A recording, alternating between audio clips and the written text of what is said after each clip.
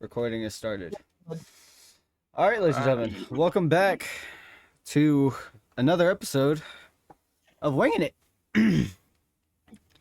Start share.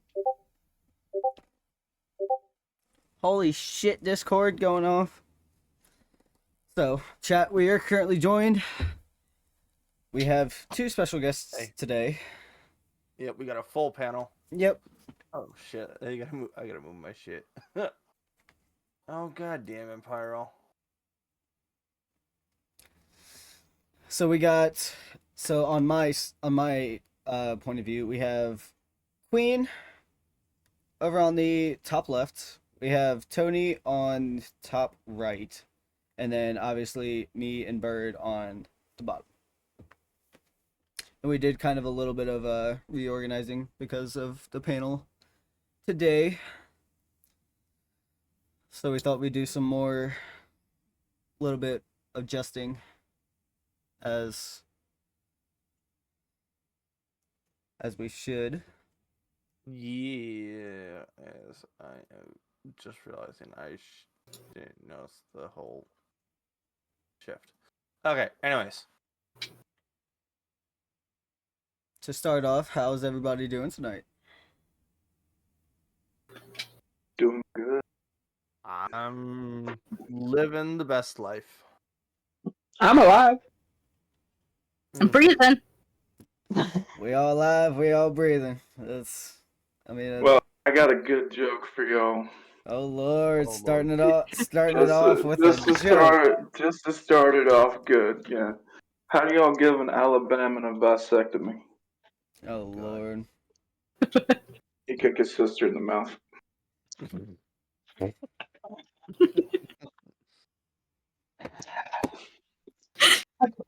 I'll behave now. I'll go sit in the corner. Hang on, that's an opener for me. Oh, I should have grabbed the alcohol. Damn it! That's one way to start it off, man. Yeah, that's true. That's hell of a way to Oh start no, it off. I could go a lot darker. We But I'm both going to Keep it Twitch friendly. And YouTube friendly. And YouTube friendly because this is getting posted on Friday. You just see me bash my head off the wall. There's so many jokes that I could say. All right. So, Bird, Yes. what do we have planned tonight? Well, at the moment, Wait, he has a plan, yeah. That's a stop. right? Well, at the moment, we're gonna go do that. Someone forgot to silence their phone. Yeah, sure. What a shame. we are going to go one by one, necessarily to ask the starting point of both of you your starting point when it became to becoming a content creator. So if we want to kick it off, we could start with Queen. Yes, So what? Oh, my phone's gonna go off again. I feel it already going off. Like I already feel it. So what gave you the spark, as I always call it, to hit the live button or to necessarily make that initial jump?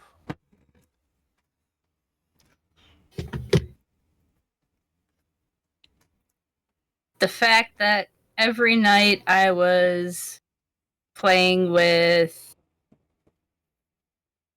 Cookin, Pyro, and a couple others, and all of you were streaming, and I was the only one not streaming, and it was just like, fuck it, let's try it. So it was a mix of kind of like feeling left out and peer pressure at the same time. Yep. And then being stupid on my first stream. Yep. Hey, as I like to say, stupid is entertaining. Does the more well, it also depends on what you count as quote unquote stupid. My first stream, 2 days prior, I was diagnosed with pneumonia. Oh shit. And so I had to warn people as they came in and everyone that we were gaming with that if I sigh, it's not because I'm mad, it's because I'm trying to catch my breath. It's because I'm trying to switch my I'm trying breathing to from breathe. automatic to manual. That was a rough first stream. Yeah, I can believe that do one. not recommend. I can believe that one. That pneumonia was bad enough. It was 2 weeks of antibiotics before I could breathe again normally. Damn. Or semi-normally. Damn. Okay. So, with that, with that topic being out of the way, I actually have a list here of topics I would kind of like to get into the both of you with. Did you check it twice? Do what? Did you check your list twice? Yes. Yeah. I had three. I think on the I had, naughty list 100%. I had three perspectives to triple check it, so I should be So good. So you're better with your lists than Santa is. Gotcha. Yeah, yeah. I guess you can say that. So, he already got into the what made you go hit that go live button first. My initial question is, how did your username become a thing? How did StraightJacketQueen, how was the name birthed? What's the backstory behind the name? That's a loaded question. It's a loaded question because both me and Queen both know it, and we laugh every time we get to tell it. 'Cause it's fucking hilarious. So I'll lay the groundwork. So at the time, I was the only one streaming, and I was good friends with another guy who generally knew the group of people that are in my state that are all streamers. Mm-hmm. So at the time, the group of streamers, we all decided to go to this local bar. It was kind of in my hometown. As a Twitch meetup. As a Twitch meetup. Oh no which shit. It was it was basically a gamers fucking galore bar. It was everything game themed. Even the drinks were game themed. It was just like They had board games, card games there to play. game systems. Oh no I mean- shit.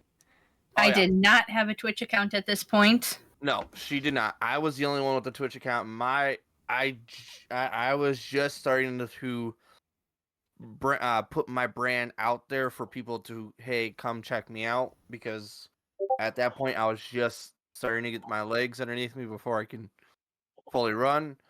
So we're at this meetup. We're having a fun. We're having a good time. We're chatting with a few people that I previously knew.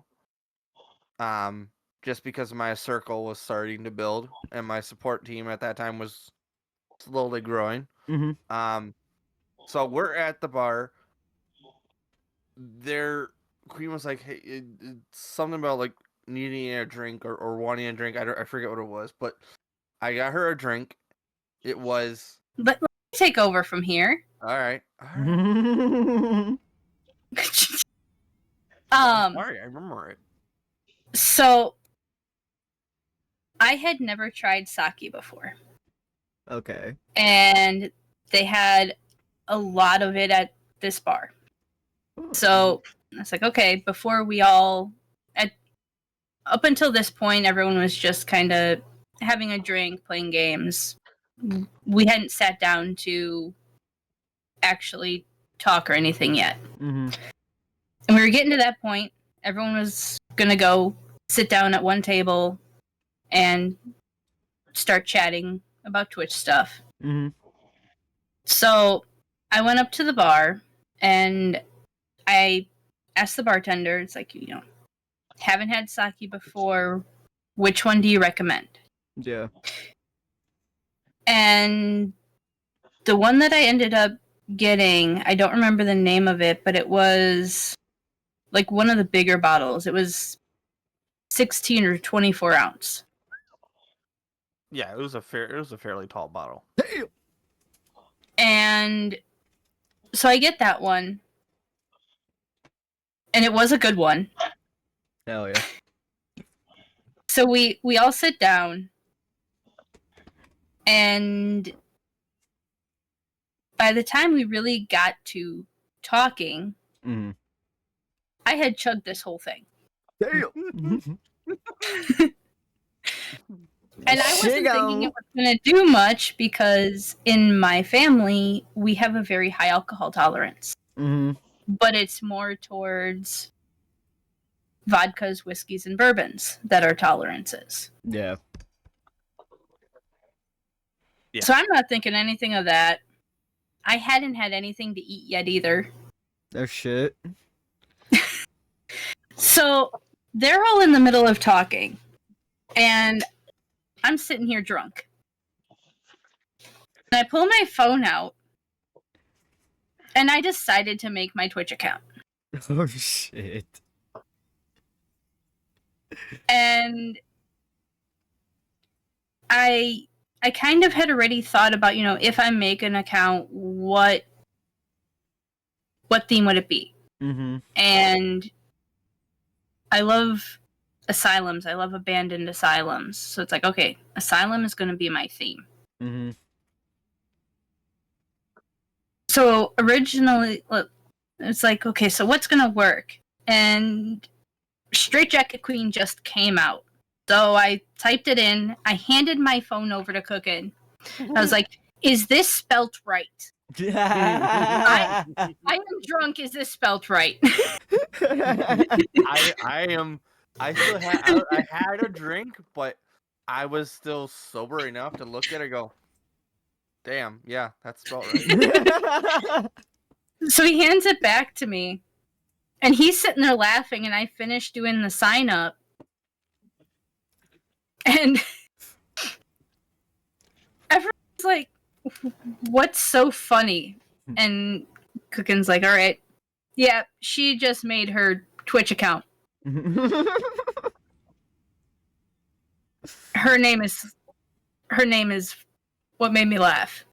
Damn. I'm like, oh, let me see. So my phone went around the table, Mhm. but rather slowly, because everyone at the table pulled their phone out and followed me on Twitch. No shit, dude. So I had my No first shit. 12 followers within minutes of me making Damn. my account. Hi, Miko.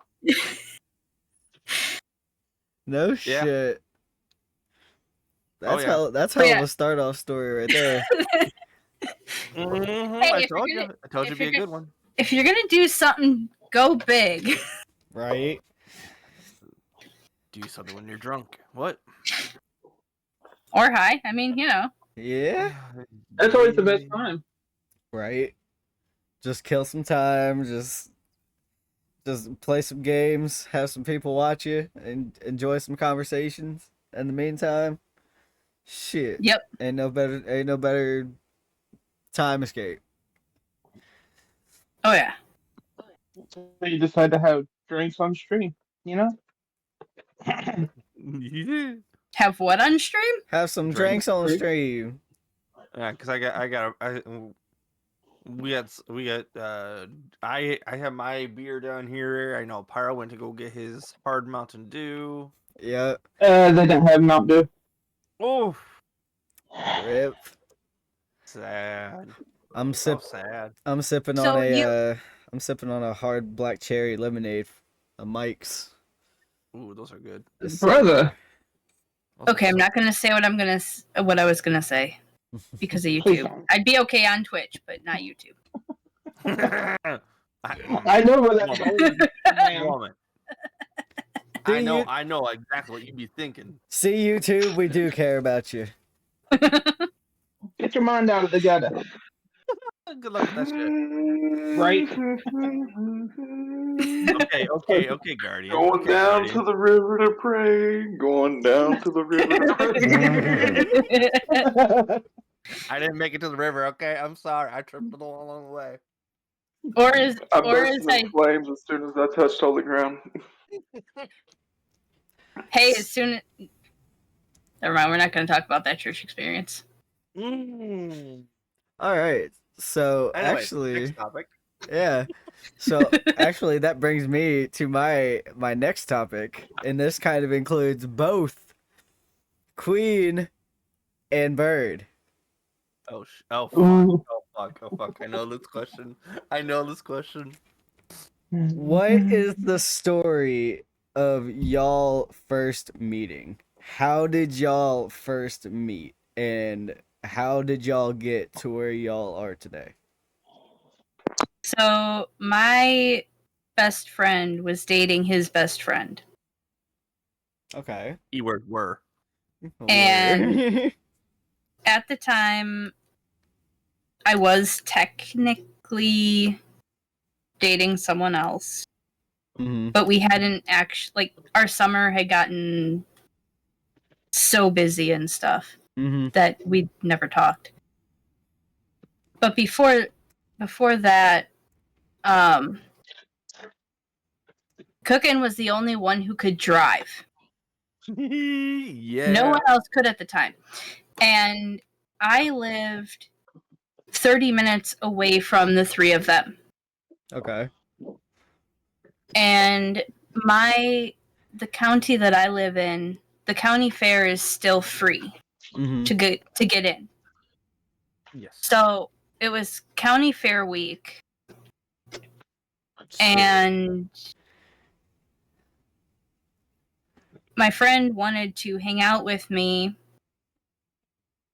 and her boyfriend at the time Mhm. wanted to come with. So they came up to county fair. And that was the very first time that we met. That was fun.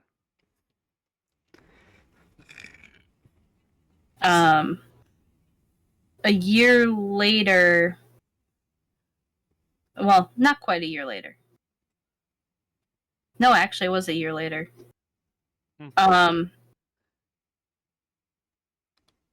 My friend and his friend were like, "No, we're gonna make a drive up to Queens today, and you're gonna ask her a question because we can tell you two like each other." They And were very adamant about that. very. No shit.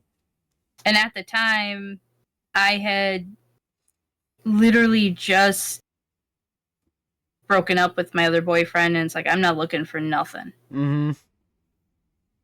And on my end, that year, I broke up with a 3-year long distance relationship. No shit. So we were both technically in the same boat of like, no, we've just got out of a relationship. We aren't really looking for another one right off the bat. But because our best friends were so fucking adamant about us, We both just said, fuck it, sure, just make you guys happy. well, that and just to shut them up. Yep. Literally, I was in the back seat of my friend's car because at the time he finally got his car. No shit. I'm in the back seat of his car. I'm texting Queen literally on the way there because she just got off her shift. I had a 15-minute warning that they were going to be at my house. Yes. Damn. And they got there 15 minutes after I got off of work. Damn. Yep.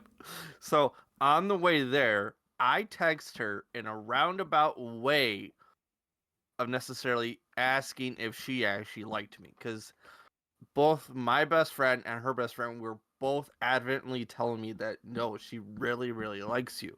Mm-hmm. And at the time, I was like, my self-esteem was like, no, there's no such thing as a girl who actually truly likes me. Like, I Mhm. did not believe it. And she, in a way, said yes, and then I believe, like, halfway when we got there, I asked her if, no, it was when I was in front of you on your lawn, in front of your parents' lawn, and I asked you that question, but you then answered it by telling me what did your text message say. I remember that. I didn't say yes. It was a. What did I tell you in text message? Yep. And both her best friend and my best friend were like, "Wait, did you ask?" And it's like, "Yeah, we did, just in a roundabout way."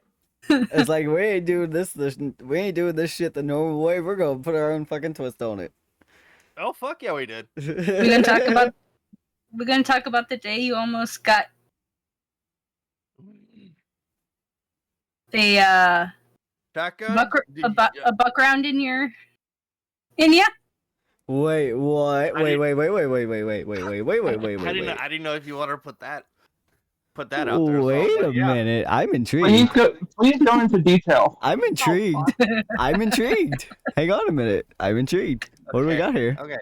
So this story also then ties in with the fact that my friends, or for like my high school friends, they're stupid as shit. All right? And I don't care if That's this goes an out and they actually hear it. Still, so there's kind of not all there, right? Mm-hmm. So they find out that I liked to do ghost hunting. Mm-hmm. And at the time, the only person I knew that would go ghost hunting is Queen. Mm. So I think it was what, like 2:00 in the morning or some It was shit. 2 a.m. I was just heading to bed because the next morning was a school day. I was hyped up on like 3 cans of energy drinks, I think it was. Damn. So I had just stepped foot into my room, and he knocked on my bedroom window, which he had never done before. You pulling that Romeo and Juliet shit, man? Come on now. I tried. I thought she was already in her room. Okay, I thought she was there already. But the other part of this that he didn't know at the time is deer had been making a trail between the pine trees right outside my window, and we didn't know that it was deer at the time. So we didn't know if it was wildlife or if somebody had made that trail. Yeah. So I heard the knock on the window, and I went straight to my parents' room and told them that there was a knock on my window. Oh shit. My dad went and got his shotgun, and my grandmother went and got the shotgun from the top of the stairs. Oh, so you had two boomsticks pointed at you. My boy. I was gone before they came out the door. As my dad was opening the front door, they were pulling out of the driveway. No shit. But no shit. But then they went from my house to the gas station, which was 5 houses away. Yeah. It wasn't too far. He didn't call my house, or he didn't call my cell phone. He called the house phone. Oh no. And my mom answered. Oh no. As she's handing the phone to me, she whispers, "Is he drunk?" It wasn't. It was just straight up energy drinks. needless to say, we did not go ghost hunting that night. Nope. And I had to explain to my mom that he was just hyper as shit on 3 energy drinks because he can't handle caffeine like I can. You know, I was still getting used to the caffeine. Pyro, you can't do that twice. You get what you get, and you don't throw a fit. You make it work. Yeah, you work with that 5mm. How about that time I don't know. when my dad got his new shotgun? Oh. Hmm. Oh. So at the time we were staying with my parents, and our room was in the basement, and our basement has a door on it. Mm-hmm. My dad didn't hear him coming up the stairs to go to the bathroom, Oh. and he had just gotten a new shotgun. He'd been itching to use it. And as Cookin's opening the door, my dad wanted to test out the pump on it. Uh-oh. So he pumps it as Cookin's opening the door. And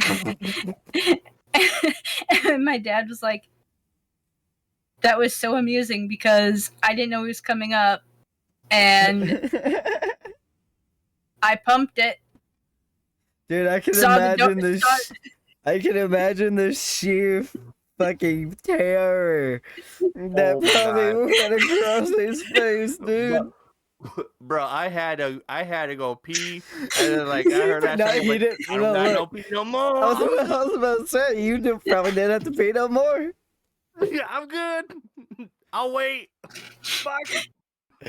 Yep. My dad was like, I pumped it. And I scared the piss out of him. Saw the door open when I looked up. Saw his face. And then saw the door down. close. And heard him go down the stairs. And then I see a puddle of piss at the bottom of the stairs. Thankfully not, but like I had to go, and it's like, no. Not no, anymore. I'll wait. I'll wait. I'll fucking wait. Not no more.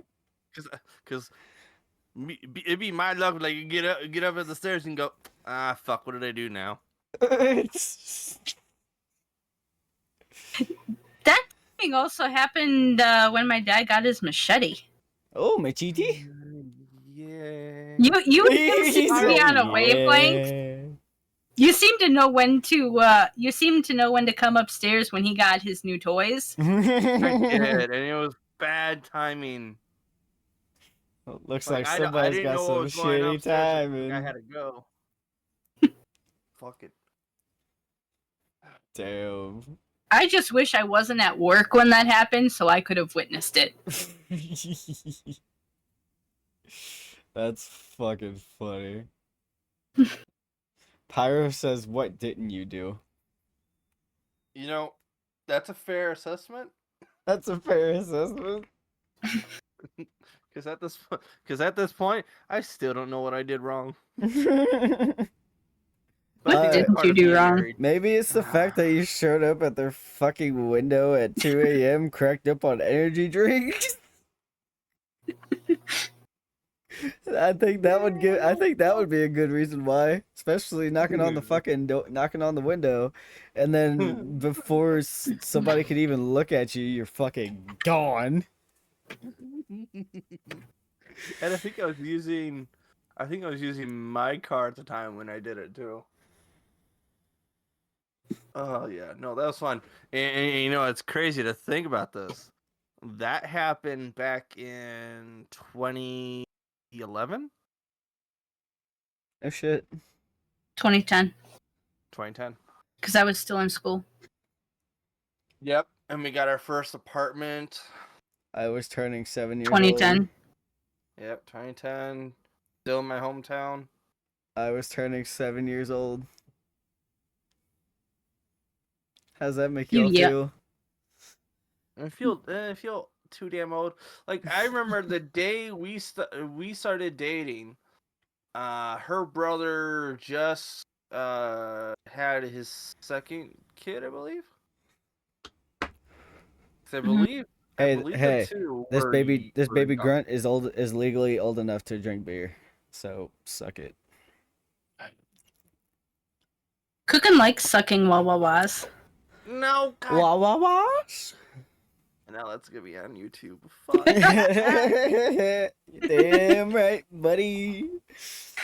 You're welcome. Look, I'll even enhance the audio too. Watch me. I'll even make it louder. I'll even make it louder for the people in the back. Nah. Yes, do it. I'll give you a quarter. Oh, just a Hang on, quarter. This is cooking every Thursday night with his special toys down in the basement. Every kiss begins with.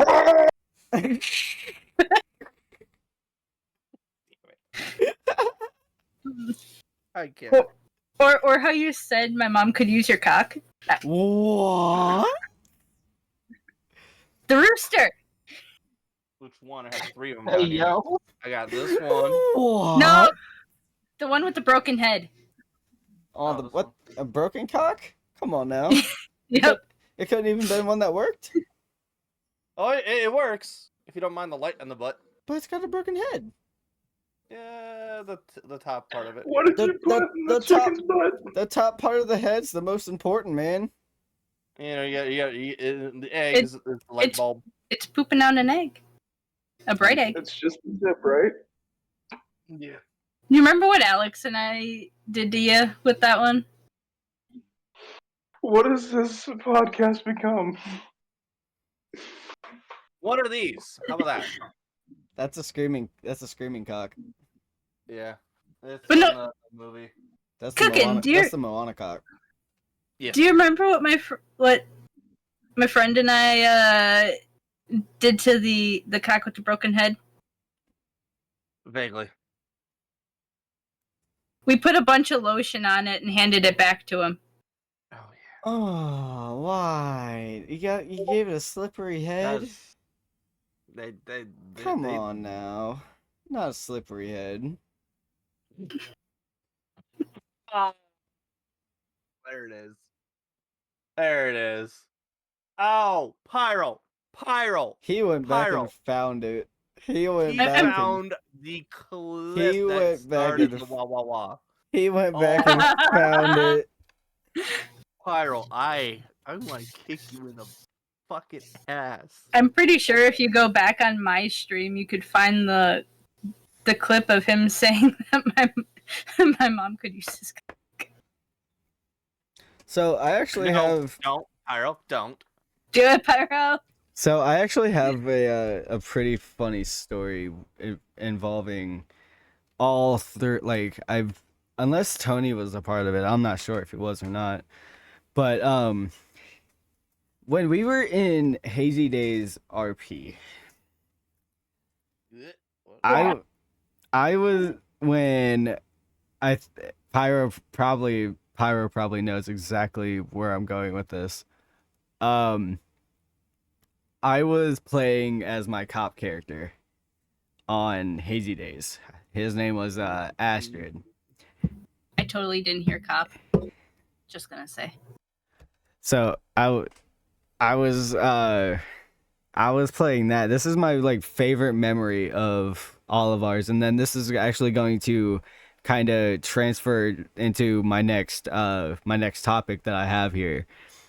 But the best memory I feel like we all had together, well, in my opinion, was I think we were in Hazy Days. Y'all were doing some sort of heist. I think y'all were trying to do a heist on Hazy Days, which ended up in a chase into the tunnel system.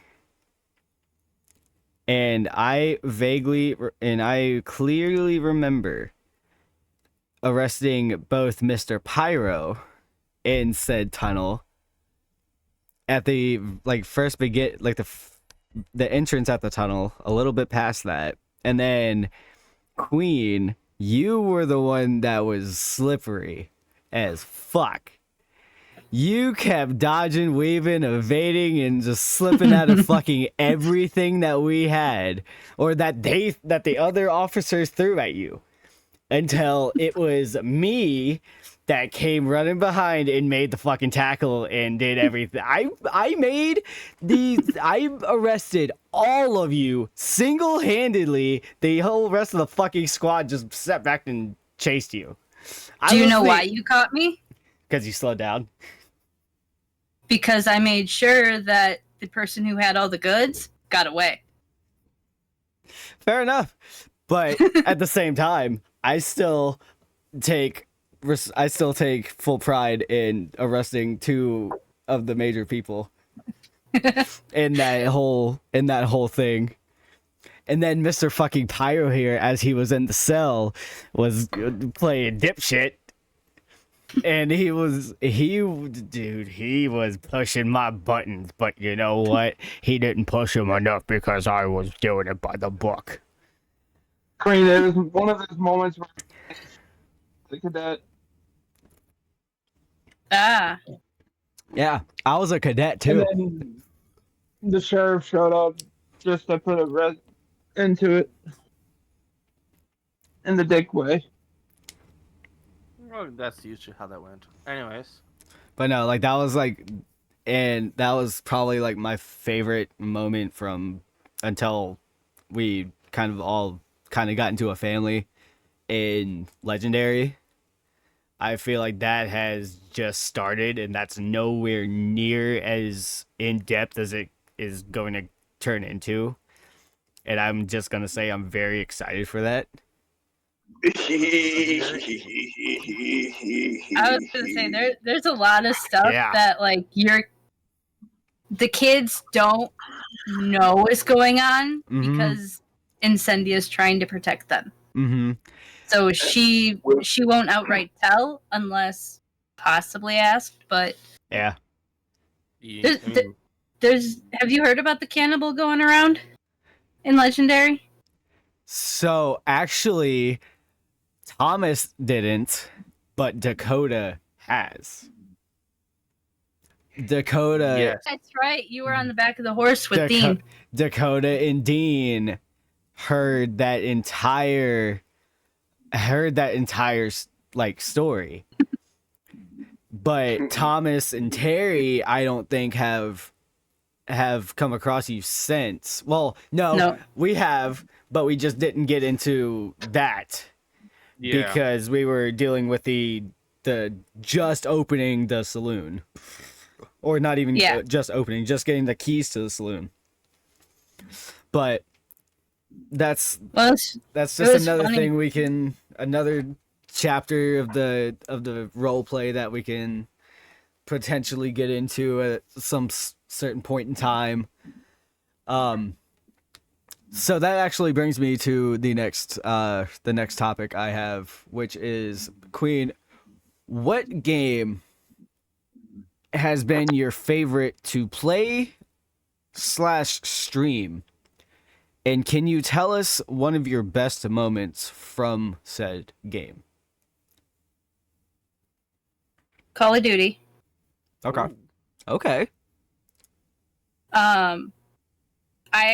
My first time playing Call of Duty was on stream.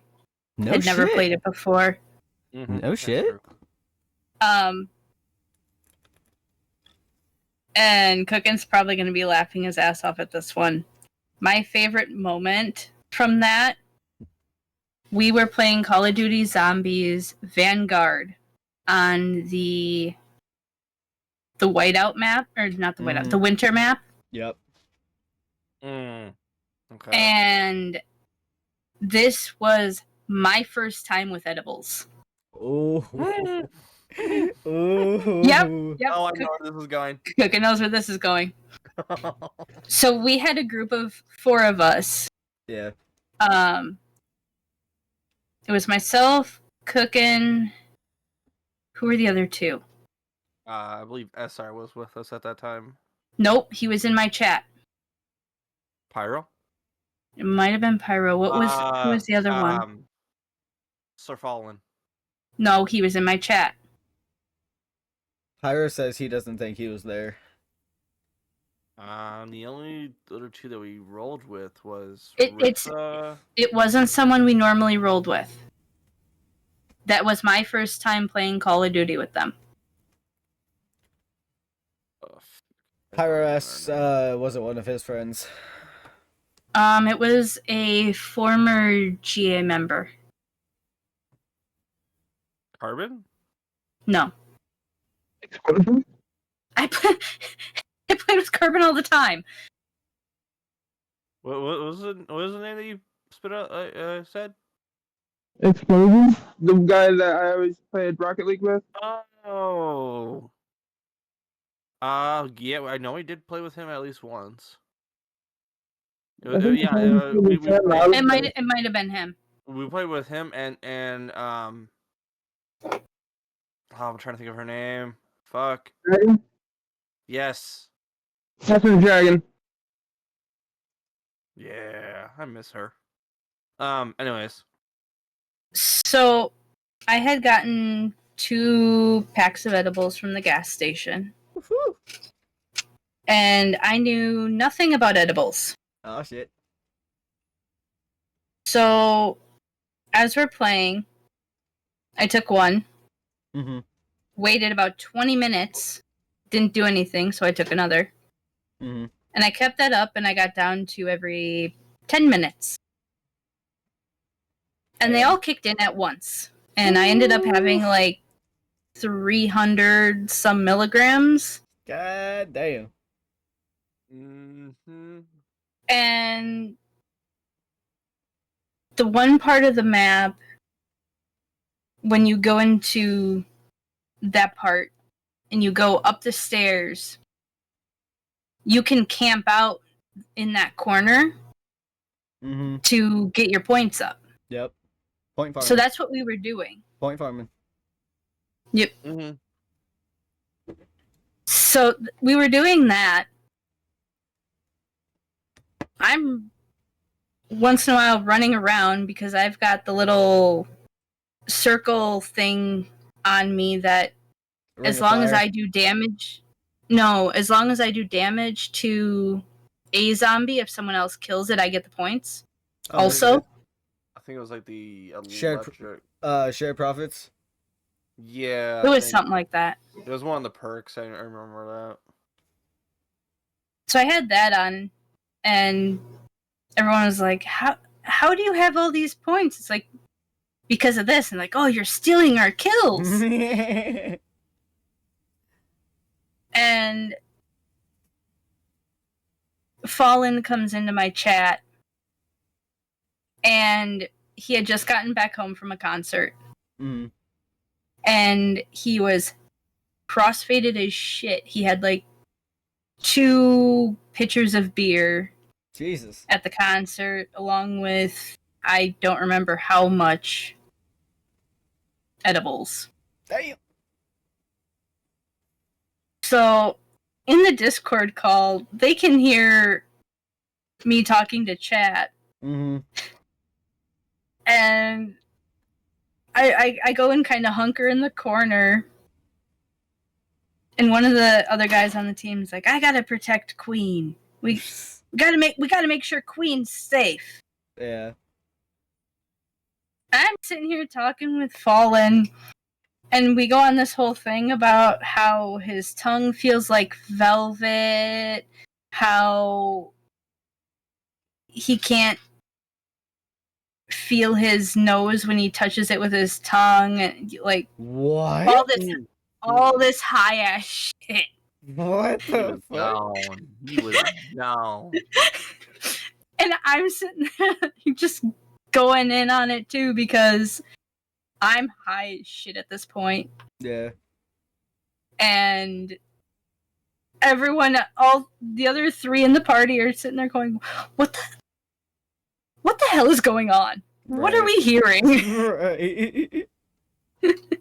Oh, then didn't like Fallen also then join the VC at that point? I don't think he did. I know he joined one time, and you and him were both fucking gone. Oh yeah, when you could get him to open up, Yeah, we. Yes. It was him. Like I got along with him pretty well when he wasn't opened up, Mm-hmm.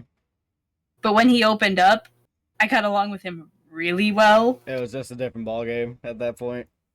Yep. It's Nice. very, very flirtatious. He was a flirtatious high. Damn. No shit. And because he knew my my sexuality and I knew his. There was a lot of innuendos being I think tossed my way. Mm. Well, and you're fun to just poke fun at. Oh yeah, that's yeah. I I can't argue with that because I know that's true, and it's like fuck it, yeah. I mean, I let y'all do it because I don't give a fuck about it. You like it. Anyways,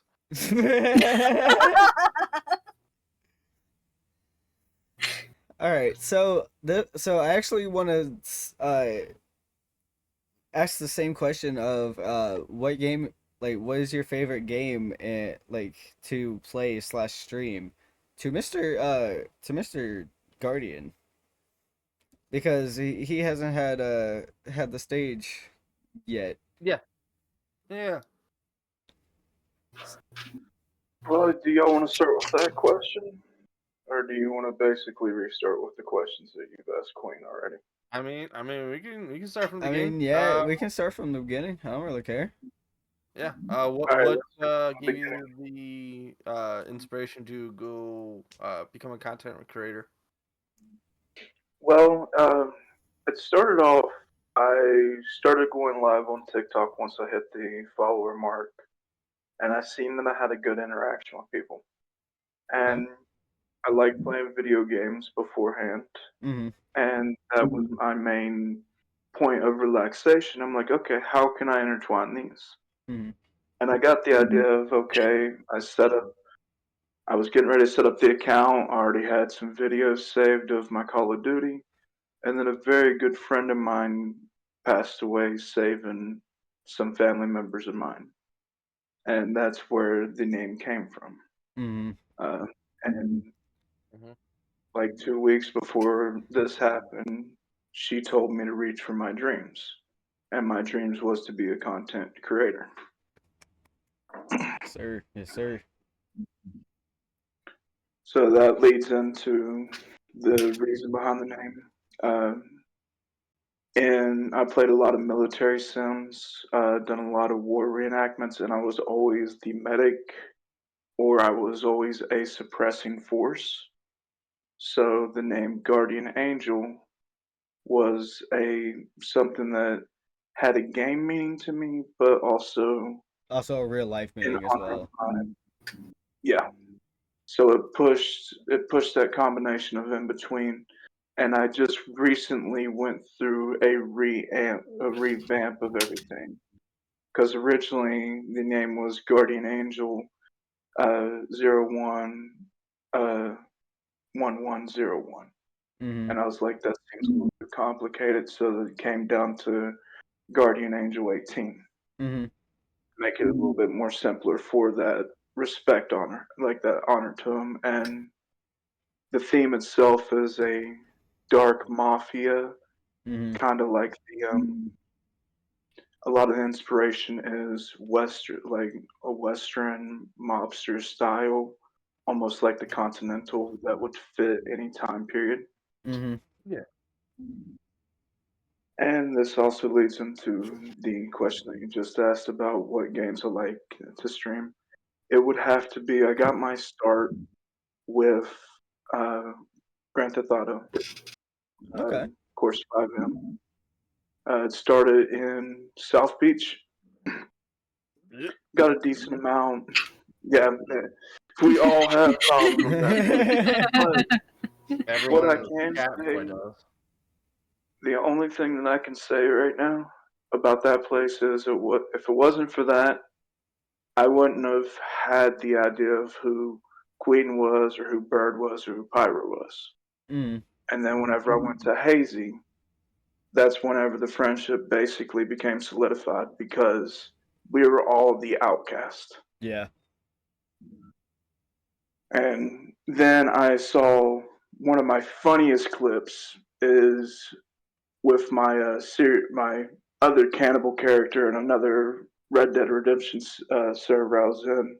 Mm-hmm. Me and the sheriff actually fought in the jail cell for 2.5 hours. Jesus Christ. There's a good clip where we were both almost down and he grabs me while I was up against the bar and he hit my head off the bar and he goes, "Fucking suck it." Like, it's one of the best clips ever that I've had. Yeah. But also, with Queen, we have done Call of Duty, and oh my god, the live stream on that was fucking crazy. It was good. We were making innuendos. We were just sitting there focusing on. We would sit there and actually focus on the target sometimes, and then we would just sit there and do goofy ass shit in the corner, going, "What the fuck are we doing?" Oh yeah, no, the fucking times that we would do the zombies. I think it was Cold War. I think it was. We would. I started with Cold War. Yeah. Yeah, we would be sitting on the map. You know, we would have there'd probably be like a group of zombies somewhere on the map, and we would just fuck around. We would just fuck around the map, just hardcore. So Well, I'm gonna do a shameless plug right here, real quick. go for it. June 1st, I'm going to do an 8-hour stream, which is the longest I've ever done. And for every subscriber or everyone that joins in and just says hi in the chat, I will have to take a 10-second blinker off one of my vapes. Bro, you're gonna die. Brother, your lungs are gonna hate you. Your lungs are Like I gonna said, scream I've for been help. doing this for a long time. They already scream for help, but I don't listen. Who does We ain't listen? gonna talk. We ain't gonna talk about my longest stream. So Yeah. actually, I think my longest stream has actually. I think no, Cookin. Actually, you know what? You know what? My longest stream was One for legendary. last week. It was when we did the pilot episode. Because Yes, you were doing, 15 I 15 hours. I went 15 and a half hours. Oh, you got a long way to go. That was my longest. I think that was my longest stream. But the thing is like towards the end, my PC was dying. My PC wanted to fucking kill itself. Hit 50 plus at Jesus fucking Christ. Yep. Yes, she did. Holy shit. She did. I think 3 days. 3-day run. Me? I think you did. No. Thought it was 3 days. Without sleeping. So, for my yearly anniversary streams for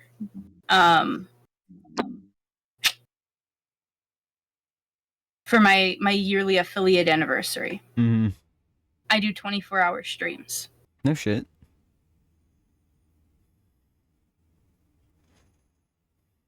My longest stream was last year.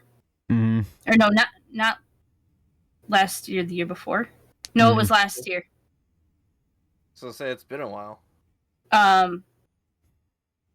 It was 36 hours. And I could have gone longer, except for we had a family outing the next day. No shit. And I had to go off. Damn. No shit. And my last 24-hour stream was 30 hours. Damn. My fucking either A, my internet would kill itself. B, my PC would kill itself, or C, all of the above. My guy, you need to do better. He's working on it. He's still a baby. He's still a baby. We got what come up there. Yeah. Yeah, we gotta work through here. All right. Now I got a Shadows and question. silence, that welcome in. Okay, what's your question? I got a question for all y'all. I know my favorite moment, but out of all the role play that we've gone through and over the years, Mm. what would you say is your favorite moment through?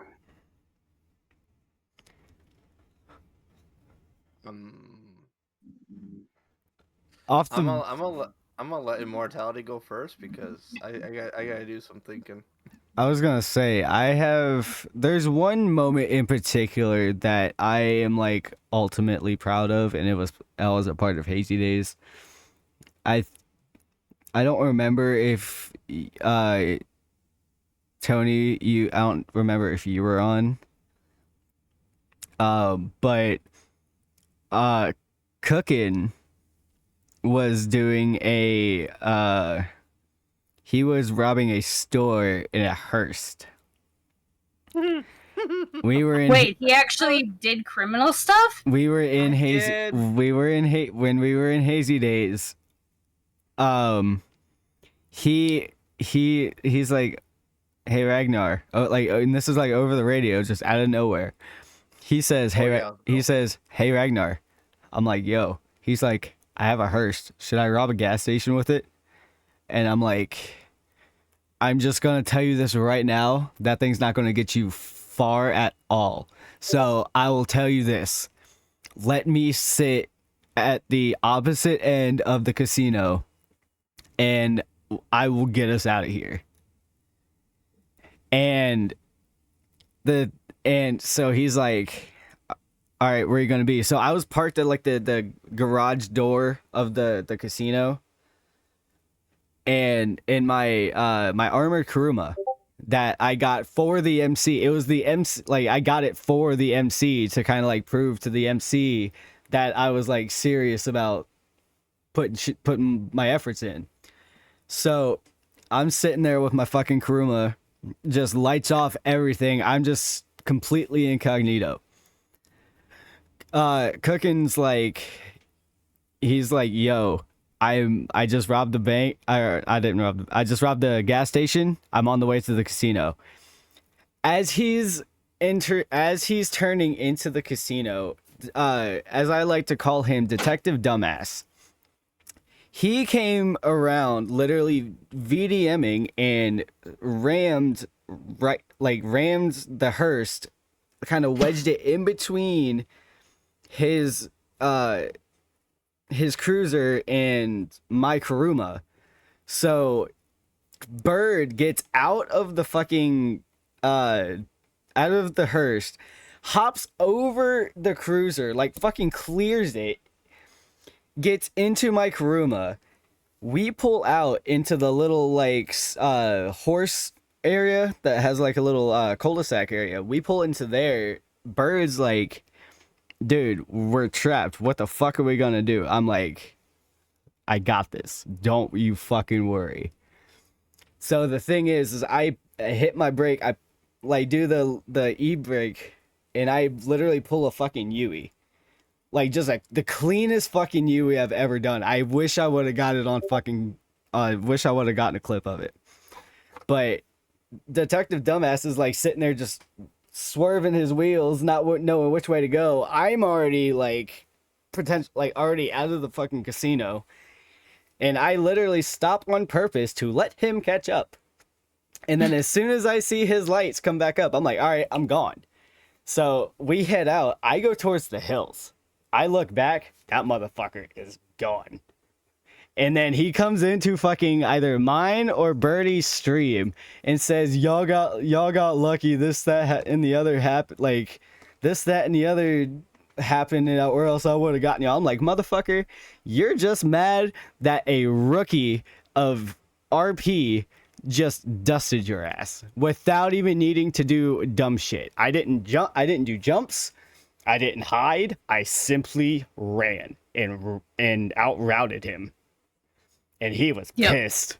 He was fucking pissed, man. And I just sat there and laughed. Like, that was the funniest shit ever, man.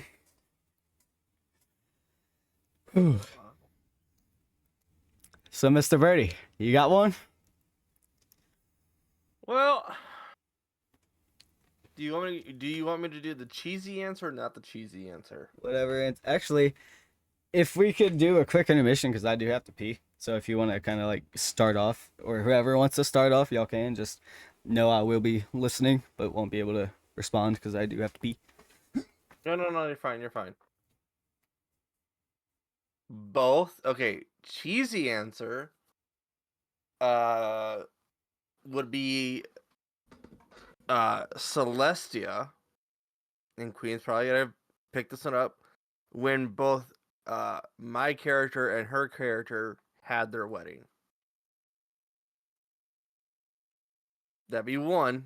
That'd be my that would be a cheesy answer, but I think my best RP moment would almost have to be oh Lord. Sad part is like we've gone to so many cities that it's all blurred together. I mean, I could say do when I did the someone jumped off a 20-story house. Don't bring me into this. I don't remember that. Are you talking about when we were at the Mile High Club? Oh, fuck, I remember that. Yeah. Yeah, Queen, yeah, the railings, you can't go over it. Bet. Fuck. I beat the wedding planner down to the ground floor. And she couldn't figure it out. And I was running for the fucking door as fast as I could. Because I was like, God damn it. No, and then you got talked to.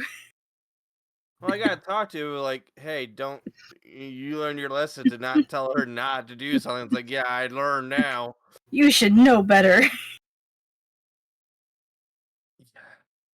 I mean, there was also the, when I got to do the serial killer RP. That whole arc was actually kind of fun. It was. Oh fuck! I'm trying to think. And the cop was Willie? amazing with it. Yes, Willie. Yeah, he was good. He was Like, a good cop. I had a lot more interaction with him on that than you did. But he did a really good job with that. And he had some good lines for you after you were dead. He did. That's why I clipped. That's why I went back and I clipped him because I was like, dude, this is fucking RP gold.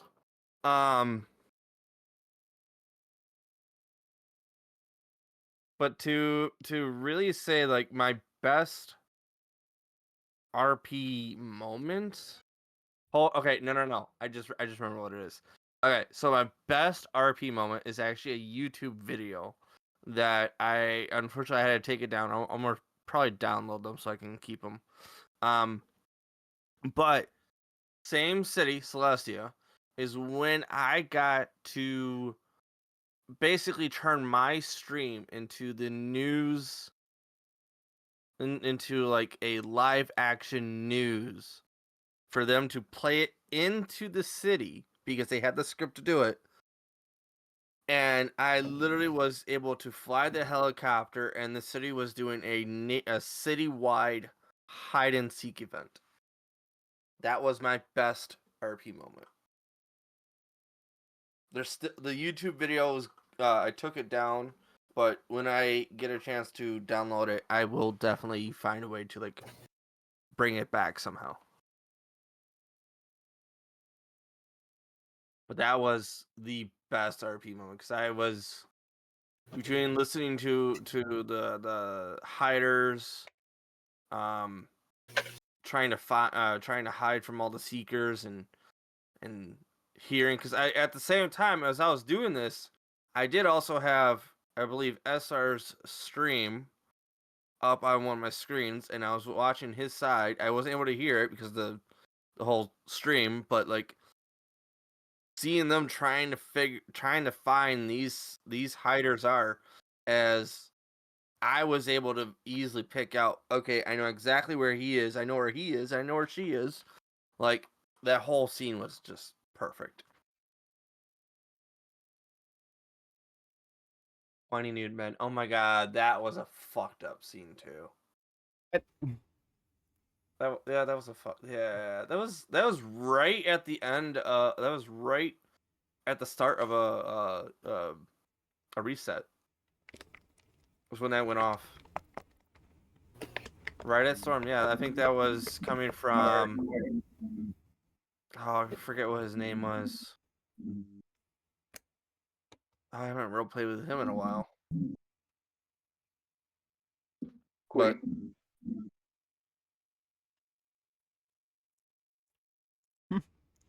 Oh, hi. Hello, Queen. It's your I turn.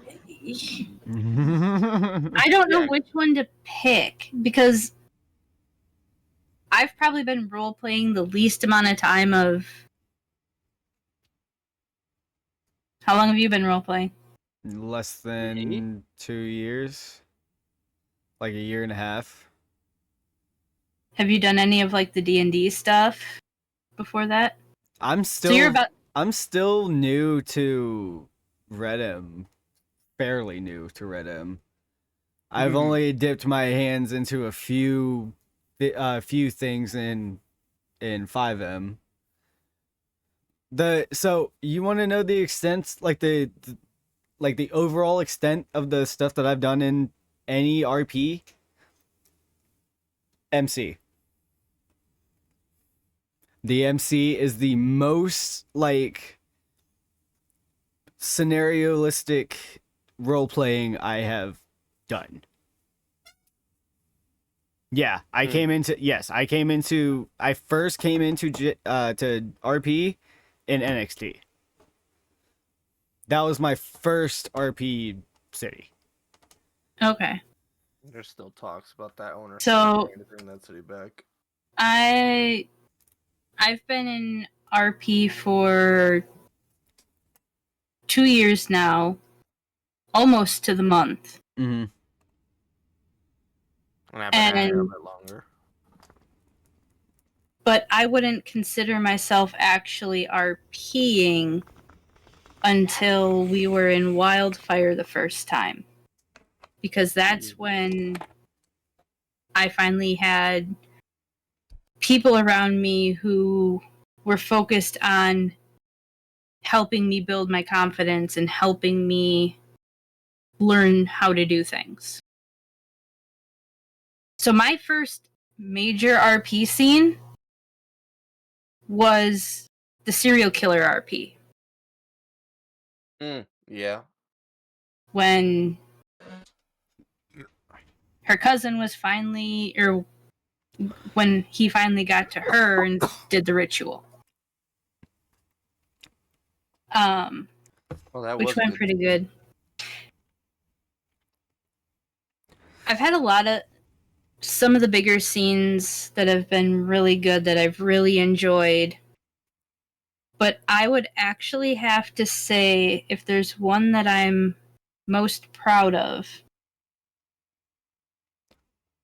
it would be the one where we were dealing with Moonlight.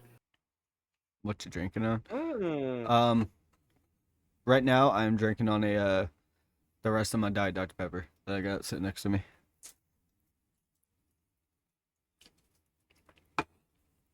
So don't go fly it. So you said that you like the Moonlight roleplay I gave. Yeah, I would say that was probably the one that I'm most proud of because I had never watched an enhanced interrogation scene done. I'd never been part of one. And here I was, because he was directly related to her, Mm-hmm. and she had bones to pick with him. That ended up being a 2-hour scene. Yeah. Wasn't I there for that? Probably. I think Because I was there for the that. MC was all outside. Yeah. Wait, hang on. I think I was outside with Tony the majority of the time. You couldn't have been. Tony was Moonlight. Oh, wait a minute. Was it Freddy? It was Freddy Freddy. was outside. It was Freddy. I was walking So- around with Freddy. At that time, Freddy was with us the most. Yep. So at that time in the MC, there were probably only about half the MC knew about the supernatural side of. I'm just gonna say Queen, so that there's no misunderstandings on her name. Mm-hmm.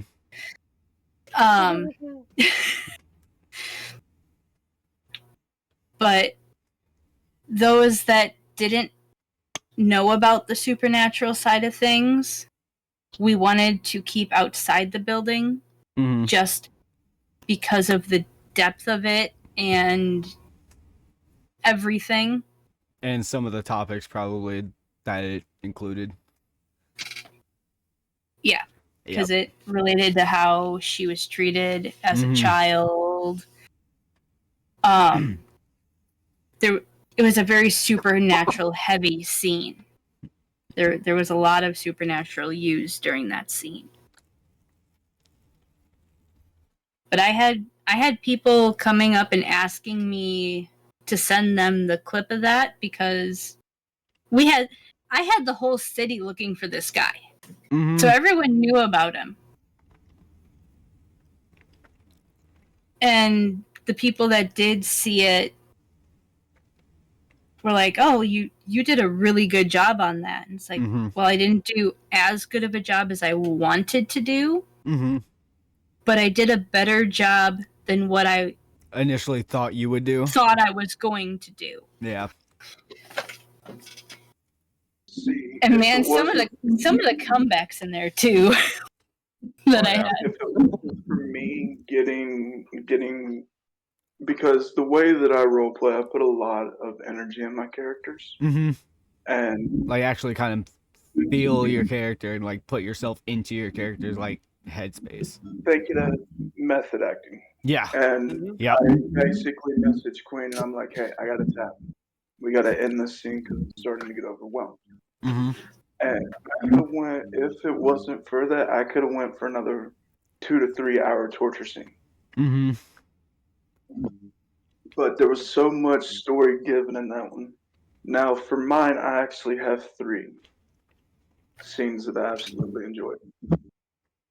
The first one was the whole entire city of Hazy, except for the Black Orchids, doing the memorial ride for my IRL friend that passed away. And then would have to be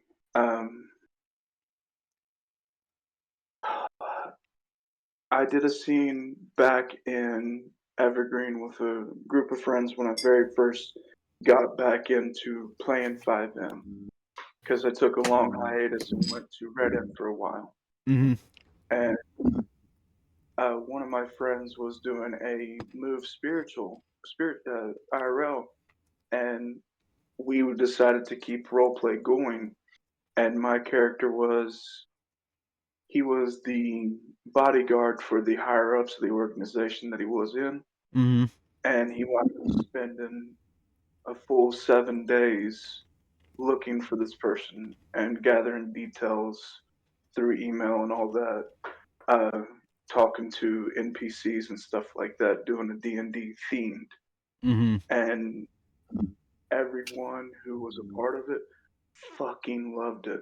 And the most badass part about this is I followed one photo that was sent to me by someone that knew that I was looking for this person. And it showed me the train yard where it's the broken down area where the trains come down to rest. And the overhang, it was there, and I went in there, and I seen a motorcycle, so I just popped the motorcycle's front tire, and Mm-hmm. I ran and hit around. Someone came out, and I put my gun directly to his head. I said, "If you fucking move, I'm gonna blow your head clean off." Hmm. 3 other people rolled up. I grabbed him, pulled him close to me, and I put the gun to his head. I said, "Y'all back up right fucking now, or he dies." Mm-hmm. And the whole conversation was basically, "This was the last known photo of this person. What do you know?" And I wound up gaining so much respect from the MC because I didn't allow bullshit to happen. Mm-hmm.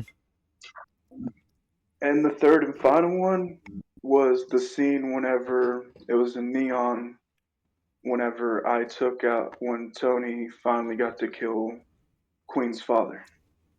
Ah. That was a That really whole good scene. That was On all sides. Like that ended up being a really good scene. Now I kind of wish I would have played that out just a little bit longer. I kind of wish you would have too, but you know. Yeah, well, I was part into the character and part not. I was so like focused on my other two characters at the time because those two characters, their storylines were starting to pop off more than the father's. But Mm-hmm. I mean, theoretically, we could revisit that scene.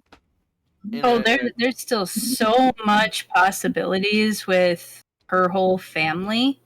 Yes. Like you've mentioned that the cousin had a sister that's trying to find where the cousin went now that he's gone. Mm-hmm. I mean, there's a lot of family tree there that I haven't delved into that we can always revisit. There's sides on Tony's side. There's But a lot that. sorry. Go ahead.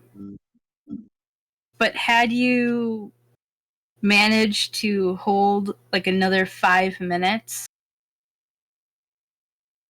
Queen would have been to the point that I like really wanted her pushed to, because I don't know if you considered him a bodyguard or whatever that you had take her. I had given him full permission beforehand to do and say whatever he wanted to try and break her down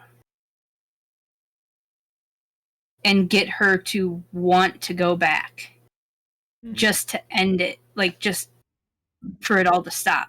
Mm-hmm. See, And she was almost to that point. I wish that there would have been more time, but for some reason, he had super strength, and whenever he hit me twice, I wound up breaking a bone. That Okay, power of that now man.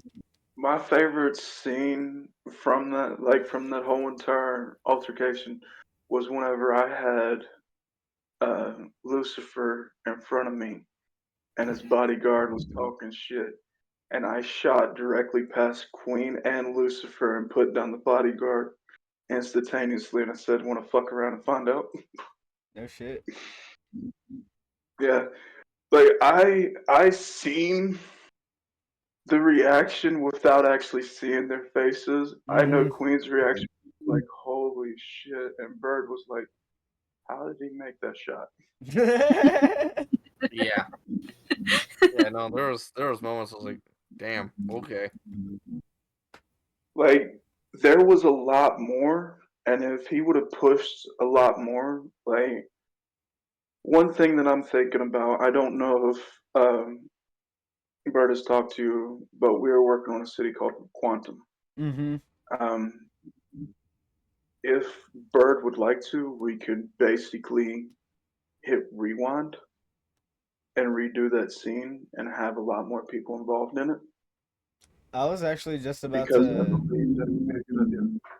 I was actually just about to put that out there. It's like now that I'm actually like starting to really get into like the whole RP scene and everything. It's like I would actually like to potentially be able to learn more about that style of RP, you know? Like Yeah. it would actually I feel like it would kind of benefit me as well because I'm not gonna lie here. Like RP to me, and Pyro's probably gonna laugh at me for saying this, but I think of RP as like WWE, like wrestling or some shit like that, because I'm making a character, I'm developing that character's story as I'm trying to claw and scratch my way to getting my character known, like getting to the point where I'm well known in the county or city. I can I have multiple connections, like I can just I think of it as wrestling, and I think of the like character creation. I think of the story, like the background story, where they're from, like what their interests are, who, like what they're trying to be in the future, like shit like that. I love that. That just kind of springs off that like creative like mindset of mine that I've always wanted to bring out, but never really felt like I've always been in the wrong space for it, you know? All right. I Right. believe that I have the most experience in roleplay here because I've been doing it for D&D. I did it for about 2 years before I got into actually 5M and Red M and stuff like that. Mm-hmm. I also had a community that we all did. Um, we did a roleplay community on Xbox through Fallout 76 Mm-hmm. there for a while. So, with the experience that I have, I will tell you right now, you want some scripted, Mm-hmm. but you want to allow free form roleplay. For prime example, Tony and Queen Mm-hmm. are together, Mm-hmm. and that formed through natural based roleplay, and Mm-hmm. it actually formed through the supernatural roleplay. So you never just want to hinder yourself to happen scripted roleplay because it can break the immersion that you have. Yeah. Pick your times that you want it to be scripted, but pick your times where it's like, okay, let's go. Like prime example, when Tony is doing illegal shit, Mm-hmm. he will spout off some of the craziest fucking shit Mm-hmm. out there. I'm not going to name this city because I'm not that kind of person, but I just got permanently banned because I put method acting into it. Mm-hmm. Well, I didn't get permanently banned. I got banned for 12 hours and was pulled into two several tickets. And Damn. what happened was I basically was being this crazy ass fucking criminal who disrespects police every time he gets a chance to. Fuck you, all that shit. Kill yourself in the squad car, all that stuff. And I never mean it. It's just what my character is. Mm-hmm. And I explained that, and they didn't want to listen. And it's like, that's not right because that is something that happens in real life. And that's also Like, like there's that's also brings another like point to me is like if I were to go into like another city per se in 5M, I would kind of like I would honestly ask like, hey, like what's the boundaries for the RP that we can do? Like, can we go off the wall and like dip our toes into supernatural or like darker shit? another shameless plug. So Another shameless plug here. Quantum is going to be that way. so Quantum is a mundane friendly city. Okay. It And well, it's more geared to Go ahead. I'm sorry. it's more geared toward the supernatural. Okay. We're setting it up as we're hoping to get it to be a one of a kind city. Like Mm-hmm. there's a lot of stuff we're looking into that even other supernatural cities Don't don't really have. And a shameless plug out to who we call the architects good old Artemis. He's the owner and developer of the server. He is the one that is allowing us to do this because he believes in roleplay over everything. Mm-hmm. And like anyone, this goes out to anyone that's listening, anyone that's new to roleplay. Never be afraid to play your character. Mhm. If places don't like it, find somewhere else, because you'll eventually find a home where people will look roleplay as a way of release and having fun. Yeah.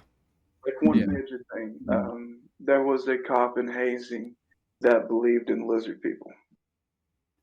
Tony walked with him on a daily. And then Queen I know started who you're doing talking it. about. You're talking about Roy. Yep, right. So like Man. we wanted to fucking with him because it started off with me. He was like, "Those damn lizard folks," and I'm like, "What if you're talking to one right now?" And I tilt my head sideways and I blink. I blink sideways and he lost the shit, and that was free form for me. That was funny. That's one thing. Yeah. That's one thing that I'll always tell. Allow you to play your character, and if places don't like it, find somewhere else, because you're eventually going to find that one place that matches your crazy. Mm-hmm. I took the lizard people thing and ran with it too. And I got myself out of 2 store robberies scot-free. Without a chase. Like, Bird can contest to this one.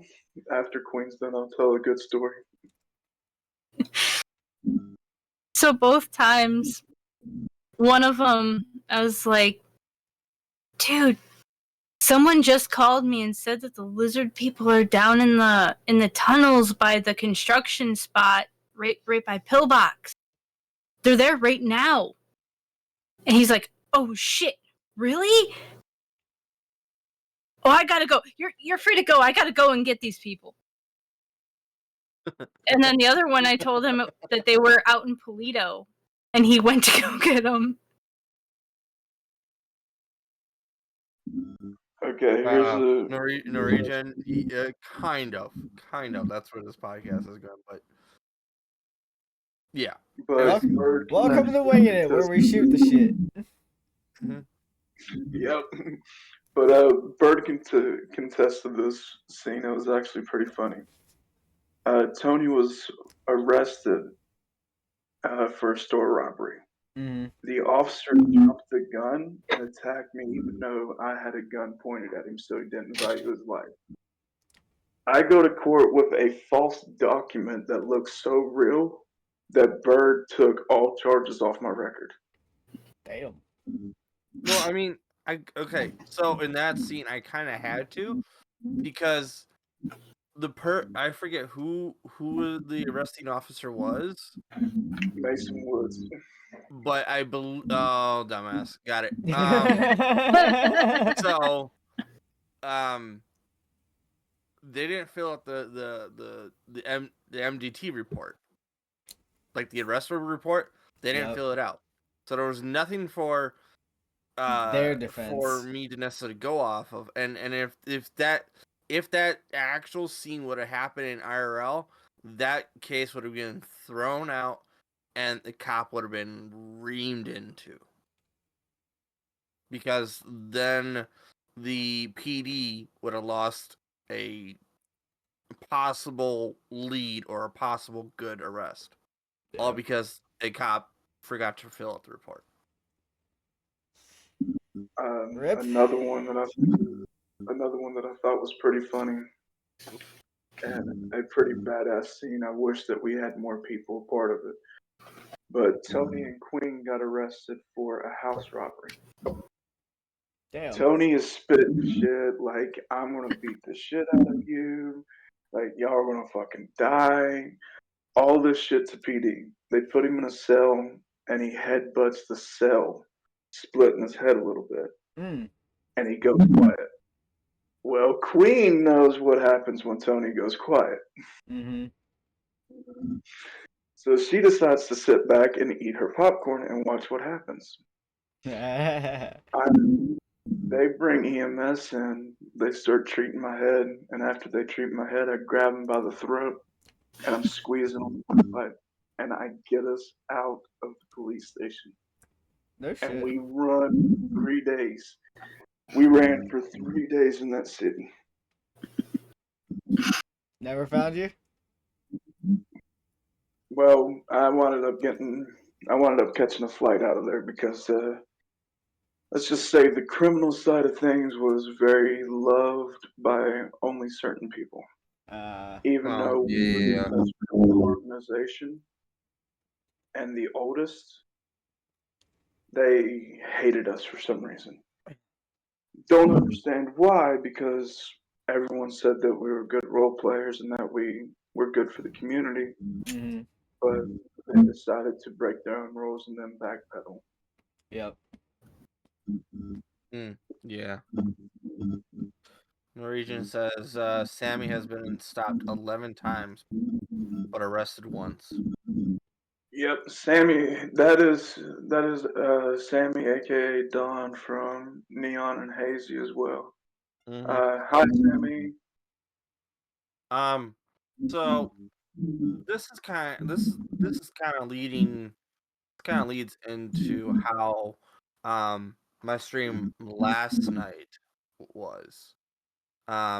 Miko can contest to this, and I believe Shadow as well. I was necessarily talking about like the reasons why some people like get fall out of role playing in 5M because some of the cities that they have gone to, in a general broad brush, it's like you go to one city and the cops have a W mentality, right? Mm-hmm. You go to another city and then it's just the Crims having a W mentality. So, since all of us in this chat or up here speaking have been through so many cities so far, would y'all agree that sometimes when it comes to trying to find the right 5M city, your best bet is to find a city that is just starting out? Yeah. I'll agree Yes with and that. no. I agree with Queen and say yes or no. One, just from my experience, you want good admins, Mm-hmm. but you don't want admins that are so friendly that they know everything about you, because eventually you can use the ones that they can use it against you if you cross them. But going from the balance in between of that is the best way to do that is you start off as just a regular civilian. You watch the people that are around you role playing, and You you'll watch the see staff. yes, you watch. If you're sitting in a bar and you just see someone poofing smoke, you know that's an admin and that's not right. Mm-hmm. And if you make a report to that and it's just swept under the rug, that's a admin team that's not. Like if they go, oh, they were dealing with something. Okay, why didn't they take it out of the roleplay scene? Right. And again, I don't dock cities or anything, but there was a city due to a comment that I was making about a previous city. One of the owners was in a stream of someone else's. They pulled me from the scene and talked to me and was like, hey, what was this about? I had to re explain. If he would have actually listened to the whole thing, he would have heard that it was a previous place that I was talking about. And after that moment, he became very more of, okay, I'm gonna really mess with you. Mm-hmm. Like there was times that my tires were popped. I couldn't prove that it was him, but my cars were being repaired for free constantly because of the connections I had. Yeah. So for anyone that's new to roleplaying, always go as a civilian for the first couple days. Allow your backstory to be told, and watch the people you roleplay with. Watch the people that are staff. Because sometimes if you're in a bad server, staff will flaunt who they are. They do not hide it. But if they are not flaunting, they are most likely a good staff. They actually go by the rules. Out of all the cities I've been in, I'd say I've probably been in 3 cities that the staff was very good. So But they wanted it. actually, the first one that I was in, the first ever roleplay I was in, NXT was like that. They had really good staff there. Because I was, well, the experience that I had, it was like my first ever roleplay, and I was like brand new and everything. But since you're like putting it into like terms now, I guess like flaunting that they were higher ups and everything. I got robbed by I guess it was a admin ran gang or some shit. And after I was like trying to roleplay it out, they were like, "I'm an admin, don't worry." I was like, "Okay." Yeah. Well, in that case, like if you're still learning, Mm-hmm. and that's something that I would do as an admin, if someone is struggling and you can tell they're getting frustrated, Mm-hmm. and you can tell that they're a beginner, Yeah. I'd be like, "Hey, calm down. Yes, I'm an admin, but I'm here to help. Mm-hmm. So slow down, stop worrying. We'll get it figured out. Yep. We'll help you learn." It didn't And help. It didn't help. NXT I was had good about that. It didn't help that I had a shitty rig at the time, so my frames were like complete ass, and it took yeah. like fucking like 20 seconds just to pull up one fucking menu. So that was also a difficulty. Yeah. But I get where you're coming from. Like and that's why I'm saying like I'm not really faulting them for that. I'm just kind of I was like more confused. Like and Yeah. as to like Guardian was saying, like going around flaunting their like their higher up and everything, like that was just like the first memory I can really think of is like I remember somebody from NXT like, and it was like my first ever like getting robbed scene I've ever done, and Yeah. I just vividly remember them like saying, "Hey, I'm an admin," something like that. But I completely understand where you're coming from when there's like saying like, hey, if you can tell somebody struggling that you can say, hey, like I got you, don't worry. But at the same time, it's like, you know? Yeah. Like you want to. They had good intentions Mm-hmm. there, but the admin part should have been left out. They were probably doing that, saying that to try and help with the reassurance. Yeah. But I mean, overall, they were a good staff. They protected a number of us from. We had come over there from a former city Mm-hmm. that had some very malicious intent towards some of us. And their staff team protected us from them. Mm-hmm. Because that city actually reached out to the owner with evidence trying to get us banned from the city we went to. Damn. And granted, all the evidence actually showed them as the true ones at fault. Mm-hmm. Because we were trying to be adults about it, and they were being kids about it. Yeah. Yes, Pearl, you do know the But cities. but all of them from that city got banned before they could even come into the city because they're like, this place is a new start. Yeah. What you did in past cities, if you did anything, we're not worried about it. This is a new city, new start, and we're not going to have that drama here. So if they're going to come and bring that drama just to try and get you guys out, they're not coming here at all. Right. It's so. I mean, I have noticed over my experience of role playing several cities, a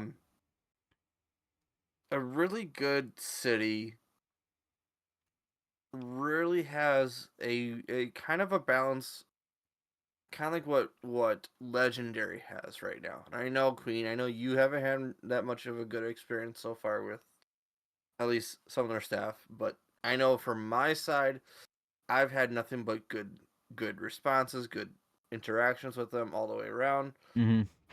Immortality, I know you've had wonderful experience with them because I mean between the two of us, they have done so much to like boost our streams and Yeah. give us tons of fucking content to work with. But I think like the perfect roleplay city, city or county, has to be like a balance between good staff and good community. Yes. Like a staff that is willing to listen to their community and a community that is understanding that staff has a lot to do. Like every time I've opened up a ticket in Legendary, I have always ended it with thank you for your time for answering my question or whatnot. Like I give them appreciation because like I know they have probably thousands of tickets because something went down or something this and this and this. Like recently I know that there was a bunch of tickets that came out because one person said something in RP and everyone and the majority of people like got really upset and made a bunch of tickets and the staff had to actually put a couple announcements out like mentioning how that roleplay scene went down and it was just chaotic. But like Yeah. during that whole time I still had my ticket open for the business and I was like, nah, that shit takes more priority than what I got because my shit is simple shit. So like a well-rounded city or county would have to be something where staff understands what it means to be a civilian and civilians understand what it means to be staff. Well, and two, your tickets were all opened after my last ticket. And in the last ticket that I did, I actually was talking with one of the staff members about why I was uncomfortable making tickets and why I never wanted to make another ticket there. And just from, if you're really good at watching and reading between the lines and seeing how people are interacting and stuff, even just in Discord, you can see those little changes. Yeah. And I can tell just based on how some of the announcements are put down and worded and stuff that they did take that concern and had a talk with the rest of staff about it. Like, it's very subtle changes, but I wouldn't be as nervous opening up a ticket there now as I was a month and a half ago. Yeah. And This is one thing I will say whenever it comes. Oh, go ahead. Go ahead, buddy. But one thing I will say is the balance in between the staff and the role players themselves. Mhm. Like the prime example with Quantum, I know that we've been mentioning that quite a bit. I'm a staff member, but I'm not going to be withholding anything from other people. Mhm. I'm not going to be using that as an advantage. My organization, y'all can do whatever, but you're going to earn what you need. You're going to earn what you need to earn. Mhm. I will have access to it, but everyone else got to earn their place besides Queen because she's my right hand.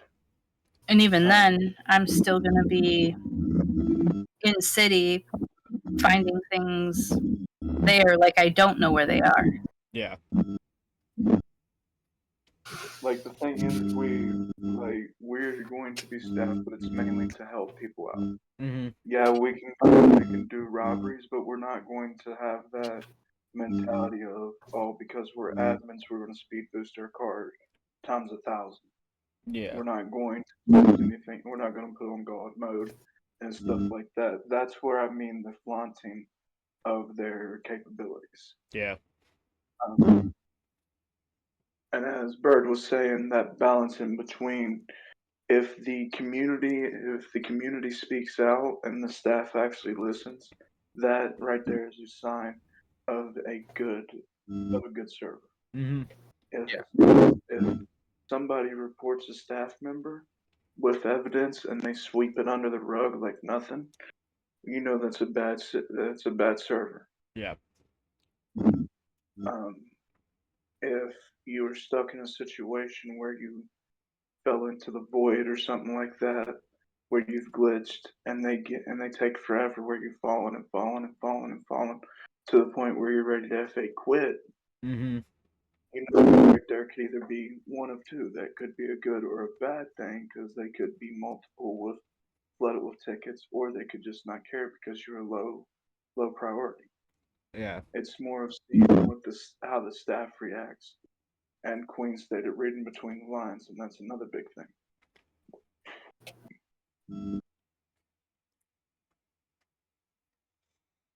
I do feel like it is a big like must have to have like that balance point. And also feel like you should be able to like switch the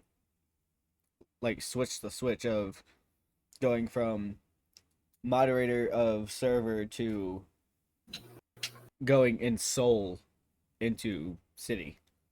You know what I'm saying? Like I feel like that's actually really important because as you said, if you go around flaunting that you're an admin, this, that, and the other, doesn't that kind of break the RP rules of like mixing the two? Yeah, like one place that I really enjoyed was the admins came as government agents Mm-hmm. whenever there was a government situation, Yeah. and they introduced herself as agent. I can't remember their names, but like I am adopting that mentality Mm-hmm. whenever it comes to if with quantum. Agent X is going to appear whenever you've done something that involves it, Yeah. and you will be placed in holding. So like there's ways I've seen it a lot with admins. I've seen a few admins that use their powers to gain them a lot of profit in the games, Yeah. and I believe that's. Um, I believe in work. I believe even if you're an admin, you have to work for what you got. Yeah.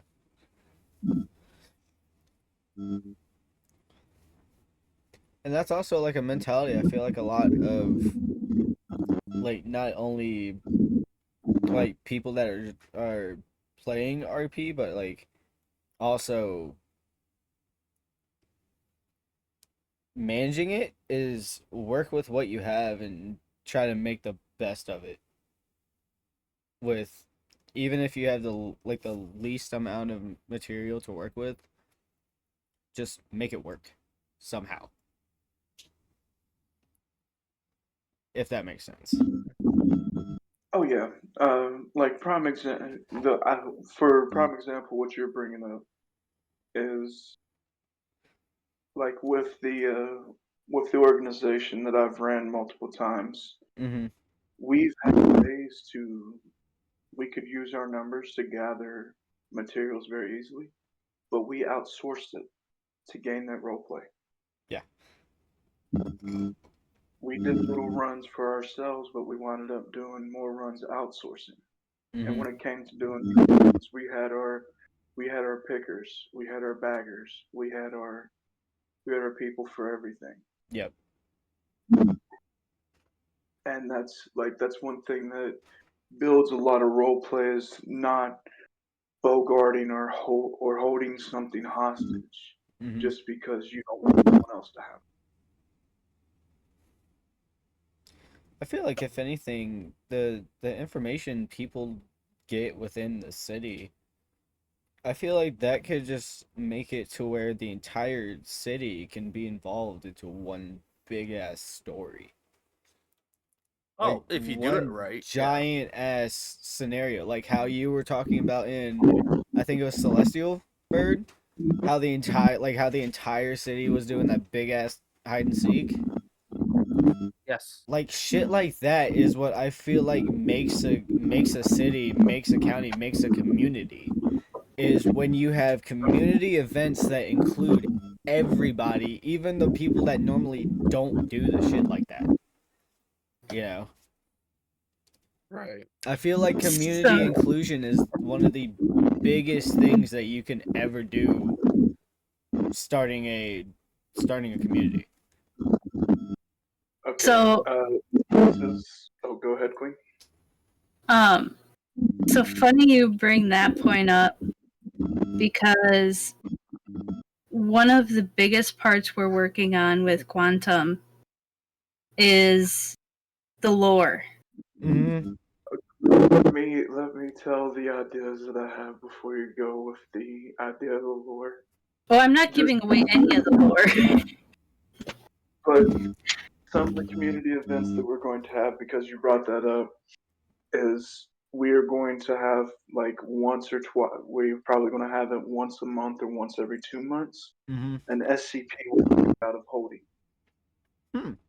And the whole community comes involved. And then every 6 months we will have a purge event where if you actually participate, you get weapons, Mm-hmm. stuff like this at the end. But it's not going to be something that's so overpowered that it breaks the system. Yeah. In my eyes as well, during those moments, because I've seen people want to perma their character but don't have the way to do it. Mm-hmm. Here's stories how you can do it, and at the end you tell us if you want to go or not. Like it's very simplistic whenever you think about it that way. Yeah.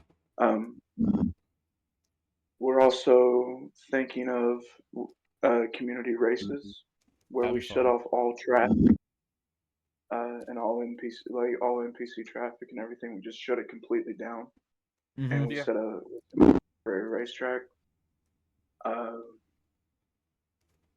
We are also going to, this one will be a small community event, but we are also going to do a high derby where everyone's got go karts, Mm-hmm. and I'm going to have them affected with all the drugs in the server during the race.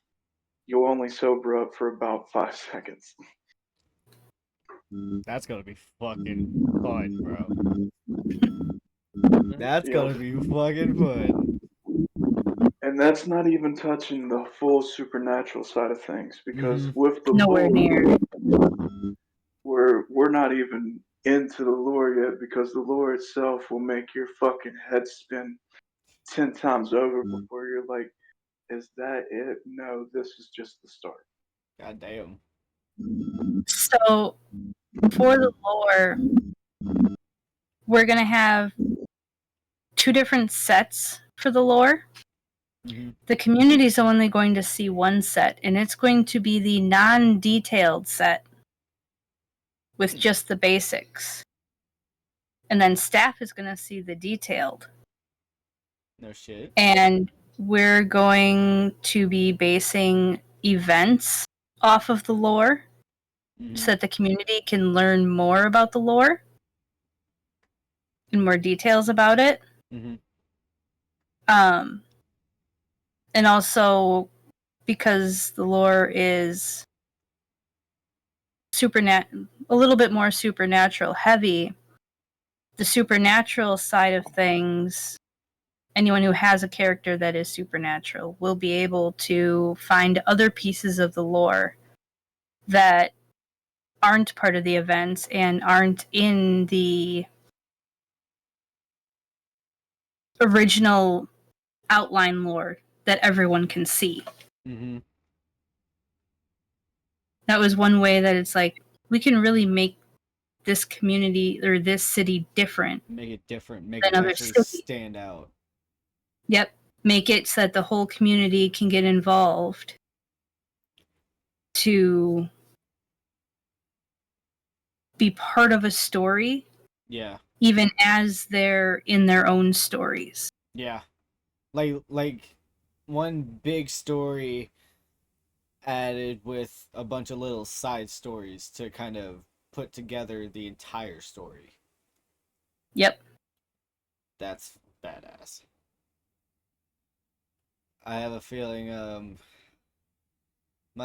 y'all saying this shit is already making my little creative juices flow and start making me want to start thinking about a character and shit like that. And Hang on, we haven't even hit the best part. We can definitely talk more about it later. oh yeah. Have a law character, if you decide one, we are allowing corruption with inside the systems, which is a very picky one that a lot of people in other servers don't like, Mm-hmm. but we want it to be almost realistic. And if you think about it, if you got a well-known mafia boss Yep. who comes up to you, listen, I need what's inside of your locker at number 137 because it portrays a case to me. Here's 100 million.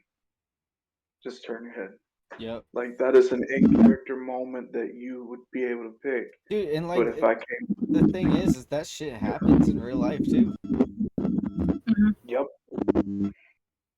And but like for that, if you wanted to further it, if I came to you and was like, I'll pay you 100,000 a week Mm-hmm. for you to be my officer on the inside, if any of my people get arrest warrants and stuff like that, we would have to have that person in the ticket. So we're given a lot of free-based role playing to develop storylines within itself. And We're allowing serial killer RP. That also kind of opens the window for creative freedom as well. Yep. Like there's a lot of like built-in creative freedom that's going to be allowed. And like actually if you like and say so for instance like you're just walking around and you all of a sudden just come up like you all of a sudden find somebody else walking down the street and you can just like if you kind of like get to talking, become friends, and then like kind of think of ways to kind of twist it and make your like I said make your own like little side story and then kind of eventually connect it with the giant story that's going to become in the end. Like that's how I feel like that I'm getting a little excited. Well, here's something that I've thought about. We will have a tour guide. We have a tour guide system, which is our content creator program. Okay. Who is part of that? And this is something that I've been thinking about, and I have thought about it very, very hard, and I believe I have the other two staff members in here. I believe that they can agree on this. But we give the ones that have the tour guide program a black SUV, and if they are in the city when someone new flies in, they give them basically a small tour of the city. It builds role play and it builds friendships because it's like, hey, I understand that you're new here. How about I give you a ride? And it's in a fancy car. A lot of newcomers, whenever they see those fancy cars, they feel a lot safer instead of someone riding up in a beat up or something like that. Yeah. And like, of course, the gangs themselves, they're going to have their specialty vehicles and stuff like that that they'll have to have put in and all that. But I wanted to, we've all, with me, Queen and Bird, and also Pyro, from what I've experienced with him, we've all been in cities that were shitholes and just had a mentality of you thought it was a good city until it turned out bad. Yeah. We never want to be that. Pyro, to answer your question, there's going to be a lot of different kinds of jobs available in city. But if there's something specific you're looking for, like, just reach out because we're pretty open with stuff. Okay. We don't want to make this podcast about quantum unless. Nope. Right. I'll reach on DMs or something. I mean, yeah, well, I mean, pretty much gone there, but so to kind of pull us back out of it a little bit, Squirrel. thanks. Shiny. Yeah. So let's do it this way.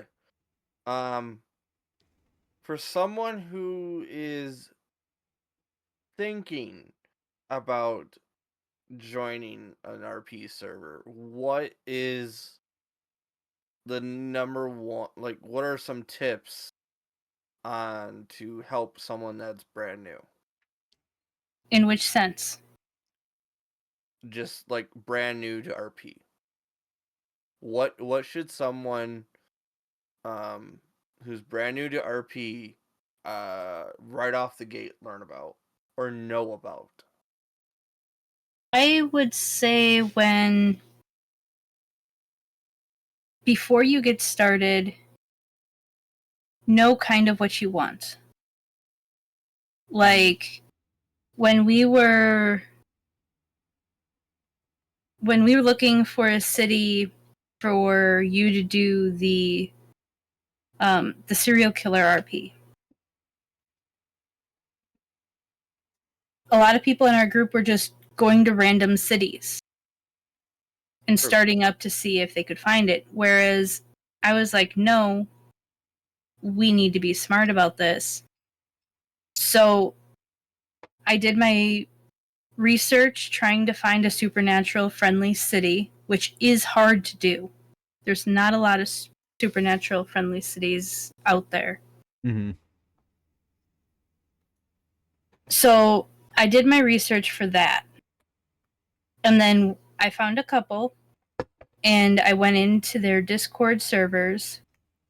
And before I filled out any of the whitelist applications, I opened a ticket with staff and asked, number one, I want to verify that my research was right. So, are you supernatural friendly? And are you okay with serial killer RP? Because a lot of cities aren't okay with that either. Yeah. Which, from a staff point of view, that does take a lot of work because you have to have a handler with staff to make sure rules aren't being broken and that they can help you make sure that scenes are getting set up without that metagaming in there. Yeah. So those cities I went into and I asked those two questions, and it ended up coming down to one city that was okay with both. And that was Wildfire, which before they did their shutdown and rebuild of the city, community was awesome, staff was awesome. Mm. But that's a big thing. Know what you want, or at least a direction you want, and look into the city, ask the questions before you really get into anything. Mm-hmm. And then once you are in, keep your eyes out. See how things are going before you get too into that city and dedicated to that city. Mm-hmm. One tip that I would probably have to, or based off of my little RP experience that I do have, just the two cities and the one county that I have played. The one thing I have learned is make connections. Yes. Make friends. Like, go out, actually introduce yourself to people, actually spark up a conversation with the random person walking down the side of the road or riding past you uh on the dirt road, or even coming to fucking save you if they're a doctor. Like, just try to spark the conversation when the opportunity feels right. Like, if you say, if your character is revolving around not being that much of a people person, get them one at a time. Off that one off chance of they're going into the store that you're coming out of, just kind of spark up that conversation and see if you can make yourself a connection.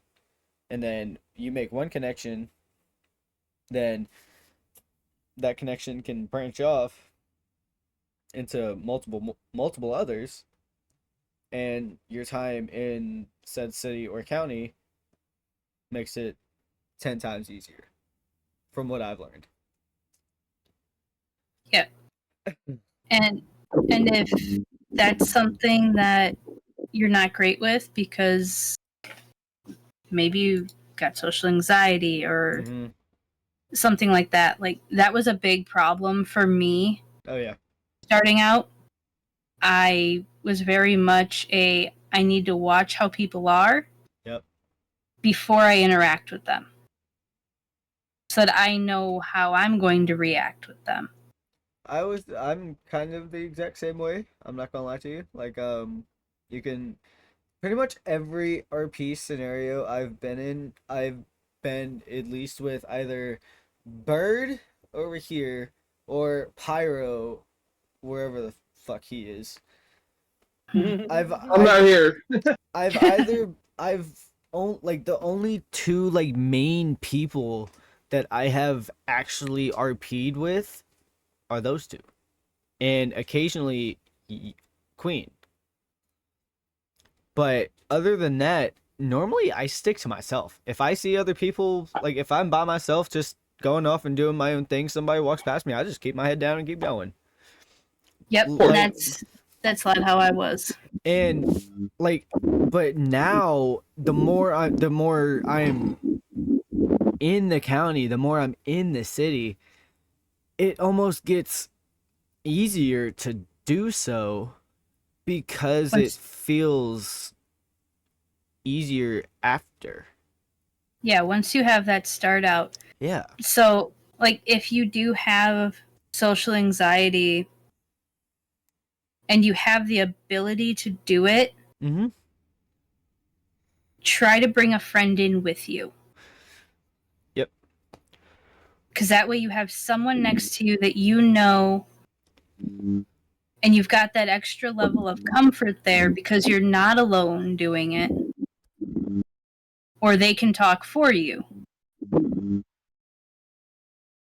Like, in Celestia, I wouldn't even go get myself food Mm-hmm. if I didn't have someone from my friend group with me. Yeah. And Cookin can attest to that. Mhm. I kind of do that to Bird now, honestly. When we're playing Dean and Dakota, I'm like, it's almost like because Dakota was my first like my first Red M character ever. Dakota is my first ever Red M soul. Hey, we have that in common. Incendia's my first. Yeah. But like, and the first one I met was Dean. So with that being known, like in the back of Dakota's head, he's always going to be able to fall back on Dean because he was the first one that he ever met. Dean was the one that showed him around county and kind of told him, like, taught him everything he knew. And now they're fucking co-doctoring together. Ain't that some shit? Like, Yep. it literally comes full circle from being afraid to do the minimum to offering yourself to do the most. It's such a Yep. weird feeling because I was scared. Like the first 30 days I was in, I was scared to RP. That's why I majorly did the hunts. I did the hunts the majority of the time. Like I was just trying to do everything I could to avoid interaction. And then the more as time went on, the more people started coming around and like actually genuinely RPing with me. I'm like, okay, let's actually give this a shot. And then Dean tells me like, hey, why don't you think about becoming a doctor? And then I go in doing that I literally go from talking to nobody in county to talking to like half the fucking county. Yeah. And then it's gonna turn into talking to all of the county. Like because I'm the doctor. I'm a doctor. I'm gonna have to be doing doctor things, you know? Like Yeah. anybody goes down, I'm gonna have to go to the patient no matter who it is. You know, like yeah, always have that interaction, always have like that potential story to kick off on the side when Dakota's not on duty. It's No, possible friendships that you build. Yeah. I do have a starter. Like I've been working on a starter guide for people for roleplay. But if I would have to pick one major thing for newcomers to do, is learn how to be your character and split the difference between your character and IRL. Mm-hmm. Yeah. There a lot of newcomers make that problem with bleeding the characters with IRL problems. And it can happen, especially if there's emotional times that pop up in life. But always remember that it is a video game at the end of the day. People will Yeah. piss you off. Some things will go wrong to a point, but don't take it so heartedly that you allow it to ruin your life. Make Yeah. sure that and whenever you get into a city or a county, as y'all were saying, socialize. I do Mm-hmm. one thing every time I come into a city, like a 5M server. I text out a simple tweet. New to the city, here to make some new friends. Mm-hmm. Simple tweet, text. You either get responses or you won't. If you don't get responses, you got to make that time for yourself. How do you want to play your character? Mm-hmm. Are you going to hijack the local's car and beat the shit out of them and just take whatever they got? Or are you going to walk until you get to a dealership or something? Mm-hmm. Right. So with that mentality, it's like both sides of the same coin, basically. Take that first couple moments in the server and take a breath, because you can get into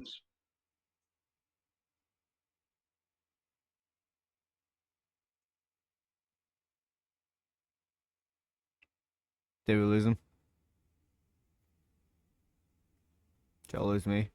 at the where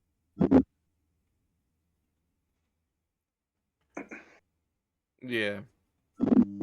Yeah, I think that is like a big thing. Like, don't let the RP scenes necessarily dictate or affect your roleplay scene or anything, because like the second you take a scene too personal, Mm-hmm. then you kind of break that veil that most RPers know how to put together, where it's like you have that wall that says, okay, I can go up to this point in the scene. Anything past, I run the risk of damaging my own mental health in risk of making the scene good. Yeah. mental health breaks are Yes. a key factor whenever it comes to roleplay. Mm-hmm. And there's times that you sit there and go, okay, I miss being with my friends. I miss doing this. If you have true friends, it will get to a point where your friends will want to hang out with you in VCs, talk to you on a daily, do whatever they want to do.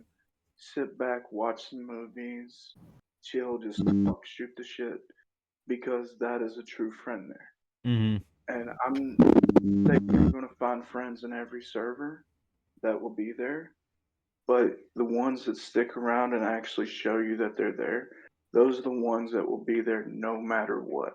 Mm-hmm. I think something else I'd recommend would be, if you're like me coming into RP brand new, never RP'd before, Mm-hmm. make a character that matches, not exactly, but that has a lot of your personality traits in, because it's easier to learn the RP if you're not also trying to force a whole different personality. Mm-hmm. Yes, I would agree, because you've seen it in a majority of the people that have seen me roleplay. There is at least one of my, because I've always do multiple characters, Mm-hmm. but there's always one of my set of characters that I truly will play all. That's like almost 100% me. Mm-hmm. As to the other ones are like a facade. Like, everyone knows Terry. It's just a facade. Mm-hmm. It's not a real it's not a real person. Like, I've had it where I was in an RP scene within the county where, you know, someone was mentioning, hey, your character's stuttering. It's like, well, yeah, Mm-hmm. that's the character I'm portraying out to the public, or out to the county. Mm-hmm. And then I made a mention that, hey, I also have Tourette's, and they actually asked, kind of like a OOC kind of thing, where like, IRL or just character. It's like, it's just character. Yeah. IRL, I don't have it. Yeah. I like in my streams, whenever I'm on Terry, I always have the little predisclosed warning, like, hey, this tonight I'm on this character. I'm not making fun of people who have Tourette's. I'm just utilizing this because there will be some times where I can pull off a very comedic scene based off of the fact that he is he has Tourette's. Mm-hmm. But like, You're falling into Terry a little bit there.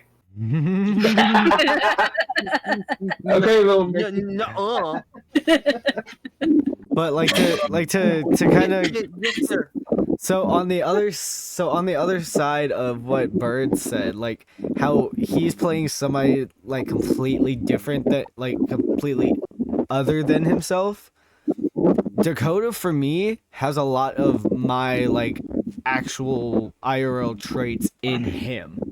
Like Dakota, so the where I kind of got Dakota's name is my IRL brother's name was Dakota. So I kind of took that and made it into like kind of made a memorial of my brother into an RP, like into a character. So that way I can kind of mix the two, kind of mix a part of my brother and me into the same setting and make a story out of it. And make something that I didn't ever think I could make happen, you know? Right. And that's like Yep. how when Dakota always says, I have the memory of a goldfish. You sound familiar to you, Dr. Mhm. Lollipop? Mm-hmm. Kind That's real. kind of IRL. I have the memory of a fucking goldfish.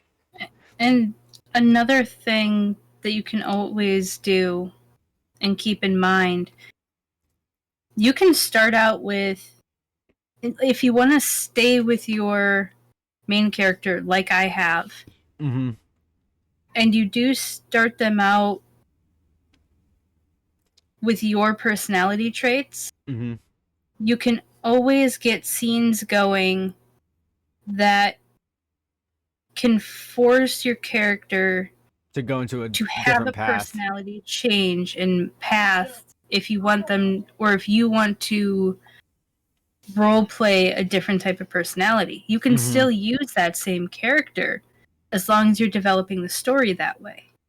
It's like something happening to said character that's so dramatic that it just causes a switch in like a personality like general area, or like a certain feeling comes across them. You can use that to a story and play that story out on how you kind of in a sense wish you could but no you can't, in a way.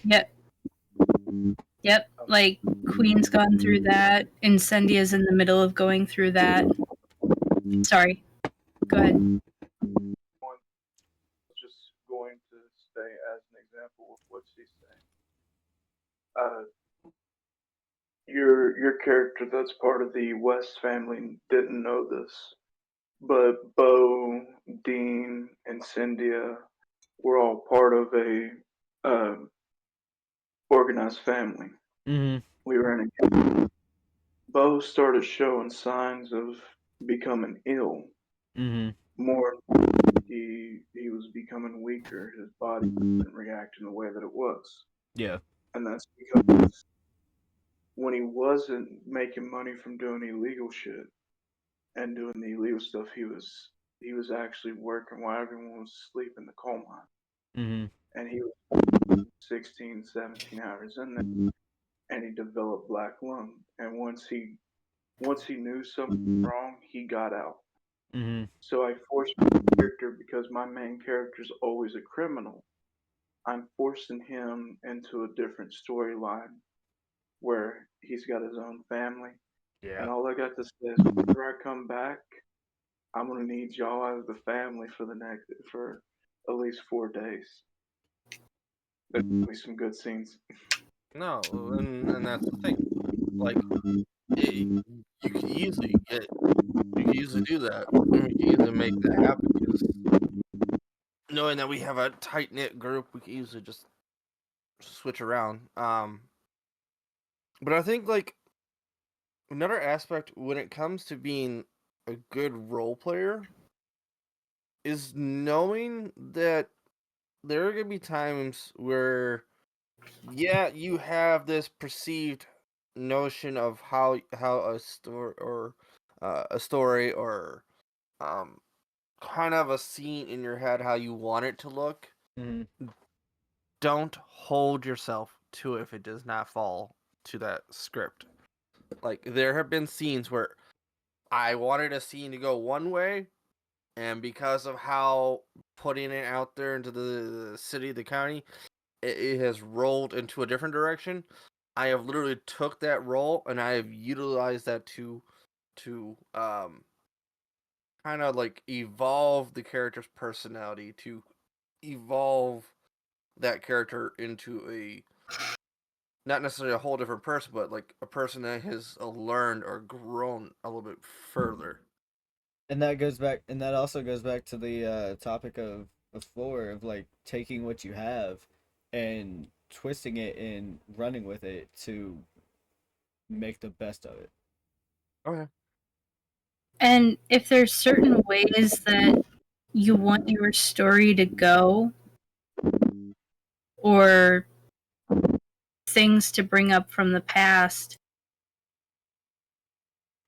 without, like, it wouldn't be metagaming, but you can go out of character, talk with them in their DMs, outside of city, be like, hey, this is the type, like, this is the scene that I want. Mm-hmm. Set a couple of points that are hard points that you want gone over, Mm-hmm.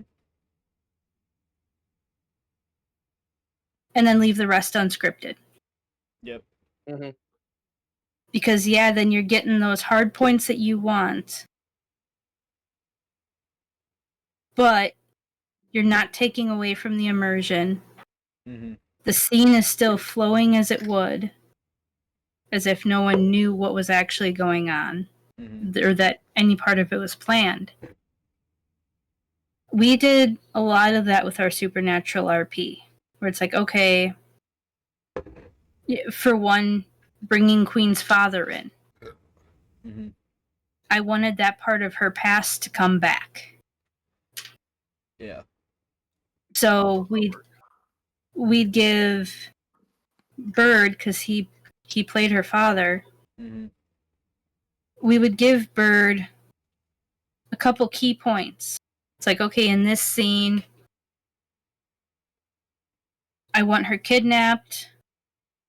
I want her to feel this way. Mm-hmm.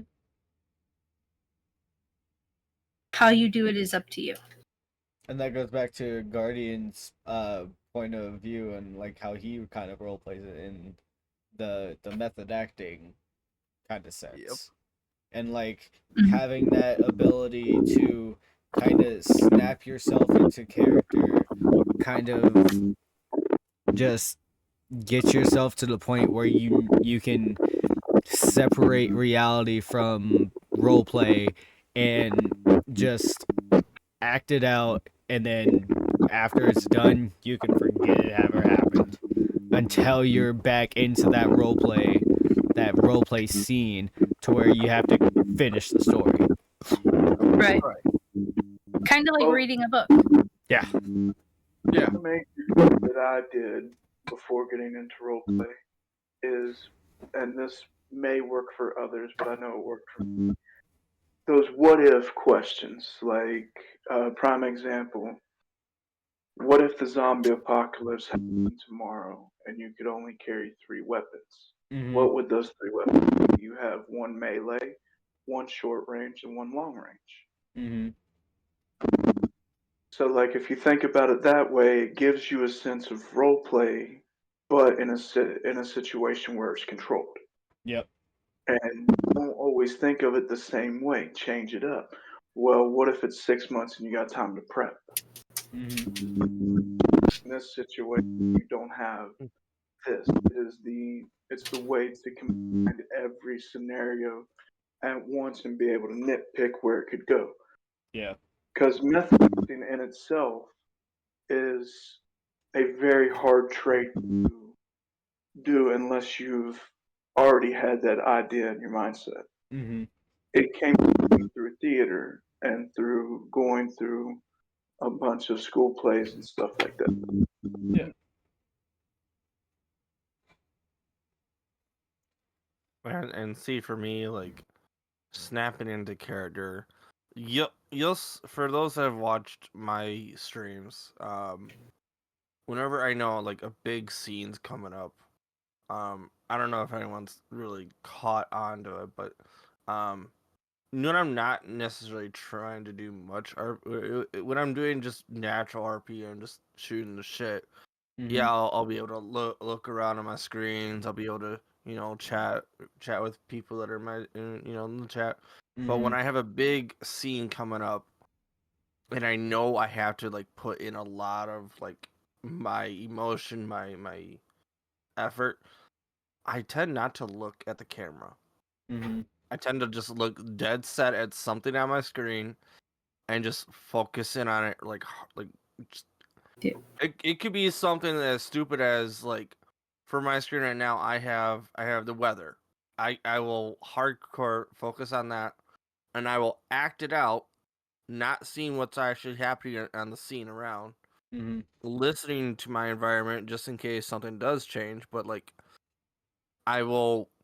It might sound like I'm reading a script, but I'm not. I'm focused, and I'm just pushing whatever emotion that character is supposed to have through, so that anyone that I'm surrounded next to can feel that type of role play, that how that character is supposed to be, or what's going on, and how it feels. Mm-hmm. So Yeah. that is like another version of method acting, and that's usually how I do it, but that's just my little niche. Yeah, like when you get into the big scenes as a streamer,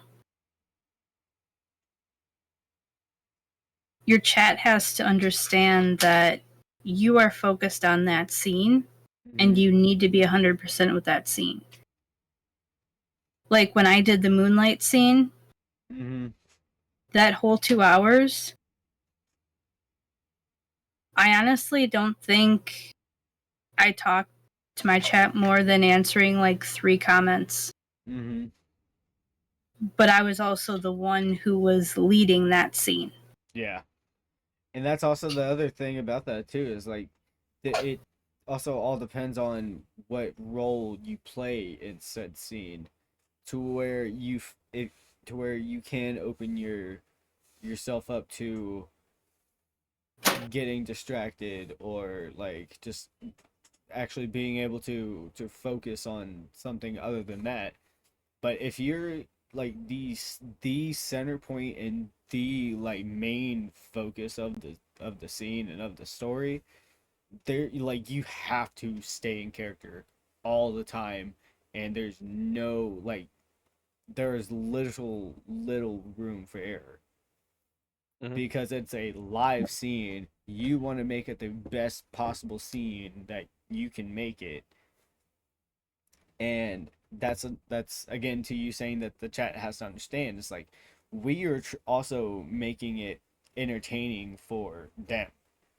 Like, we're also trying to make it entertaining for the viewers, because we are literally putting ourselves into this character's mind and making this character feel what they're supposed to feel, how they're supposed to feel it, when they're supposed to feel it.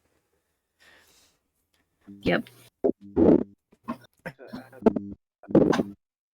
Yeah. People coming into role, and especially streamers, do not be afraid to allow emotions to flow within scenes.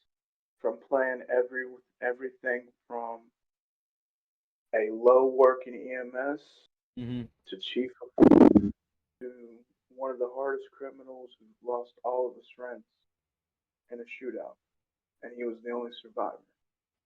He held the leader in his arms whenever she passed away. And then you got my cop character, who's a fucking sociopath throw it. You that if you cross a scene where you have made friends with somebody, and let's say, do not be afraid to let your chat see that you had emotions with this, because I've seen it. It actually draws a lot of roleplay to it itself, especially if you feel that draw, like you've been role playing with this person for months, maybe years, and the character is gone. It's going to sit there and almost devastate you. If that was a real scenario, it would devastate that person. Yeah. Yeah, like when I had to bleed Freddy out of the MC, I made a point, and part of it too, Freddy did a lot of teaching me the crim side in Wildfire, and that led into the more intense criminal side in Hazy. He was my mentor for a lot of things. He helped me understand a lot of the MC stuff because I had never even been in any kind of gang before we started up the MC. And then here I was vice president while still learning. And his last technical lesson to Queen was that bleed out. And he wanted to see if I had what it took to bleed out no matter what. And he didn't think that I was going to be able to. And I did. But even though it was he's still going to be in city, he's just not going to remember the MC. We're still friends, OOC, out of character. I had a lot of trouble getting through that scene. And I broke down during that scene IRL. And he did too. But it added to the scene. It added immersion. It added the immersion. It added the sense of storytelling, let alone the emotion behind the storytelling. Yeah. When Tony had to bleed out somebody for the MC, even though I wasn't live streaming because there was a bond there, it actually made me tear up. If it wasn't for the cops showing up whenever it happened, I wanted to extend the scene a little bit more where I apologized to him. But it was just, I've had several scenes where my very first crim character, who wound up dying with the organization that he ran with, the Don wound up having onset dementia, and he was starting to leak stories. And me being his personal bodyguard, take him out, and the last words I told him was, "Look at the flowers," and I popped him in the back of the head. And you took that shit right from fucking Walking Dead, bro. You took that shit straight from The Walking Dead, dude. That's what you wanted me to tell him, though. I mean, honestly, that's the thing about some of the RP scenes where it comes to like those points. You kind of tend to I don't want to say rip off, but like technically take iconic moments and bring them like to your character, because I mean that's the movie that you enjoyed and you really like that line, so like it's bound to happen, or it's bound to happen to bring a line in, and it's just the way you do it sets the character off. Now, I will say this because I have witnessed my own character, and I have also one of the big name LRPs, legendary or role players that I know of, because I caught his stream, even though I was, I think I was streaming myself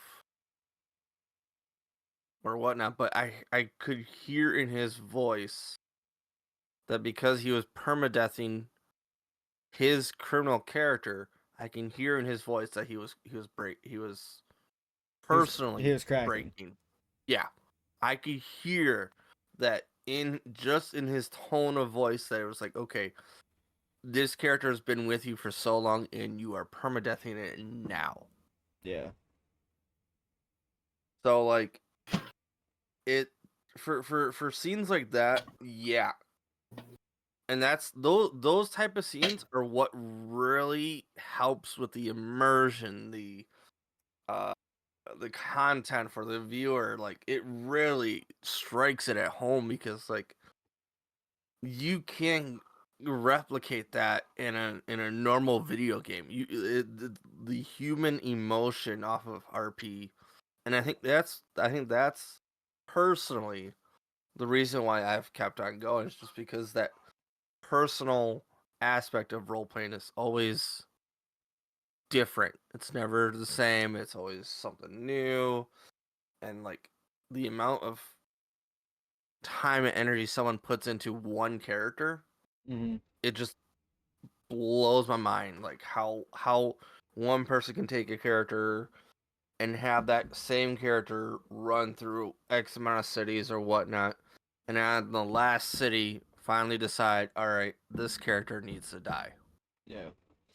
I Like, almost go ahead. I almost feel as role playing in a sense is a way for us players to make our own kind of movies. Yeah. Like, Yeah. if you really think about it, you're making a character like movie production. Mhm. You're getting a character, you're building that character's story, and then you're at the same time of building that character's story, people are going to attach that character in that story. So by when the time comes for that character to die off, it's gonna hit as hard as, like, it's such something like the Walking Dead, for instance. Like, people like people ran in that show for so fucking long, like what, 8 seasons, and then they just die off in the most gruesome fucking way. You expect people to not care about said character, about him Right. being gone completely, like Right.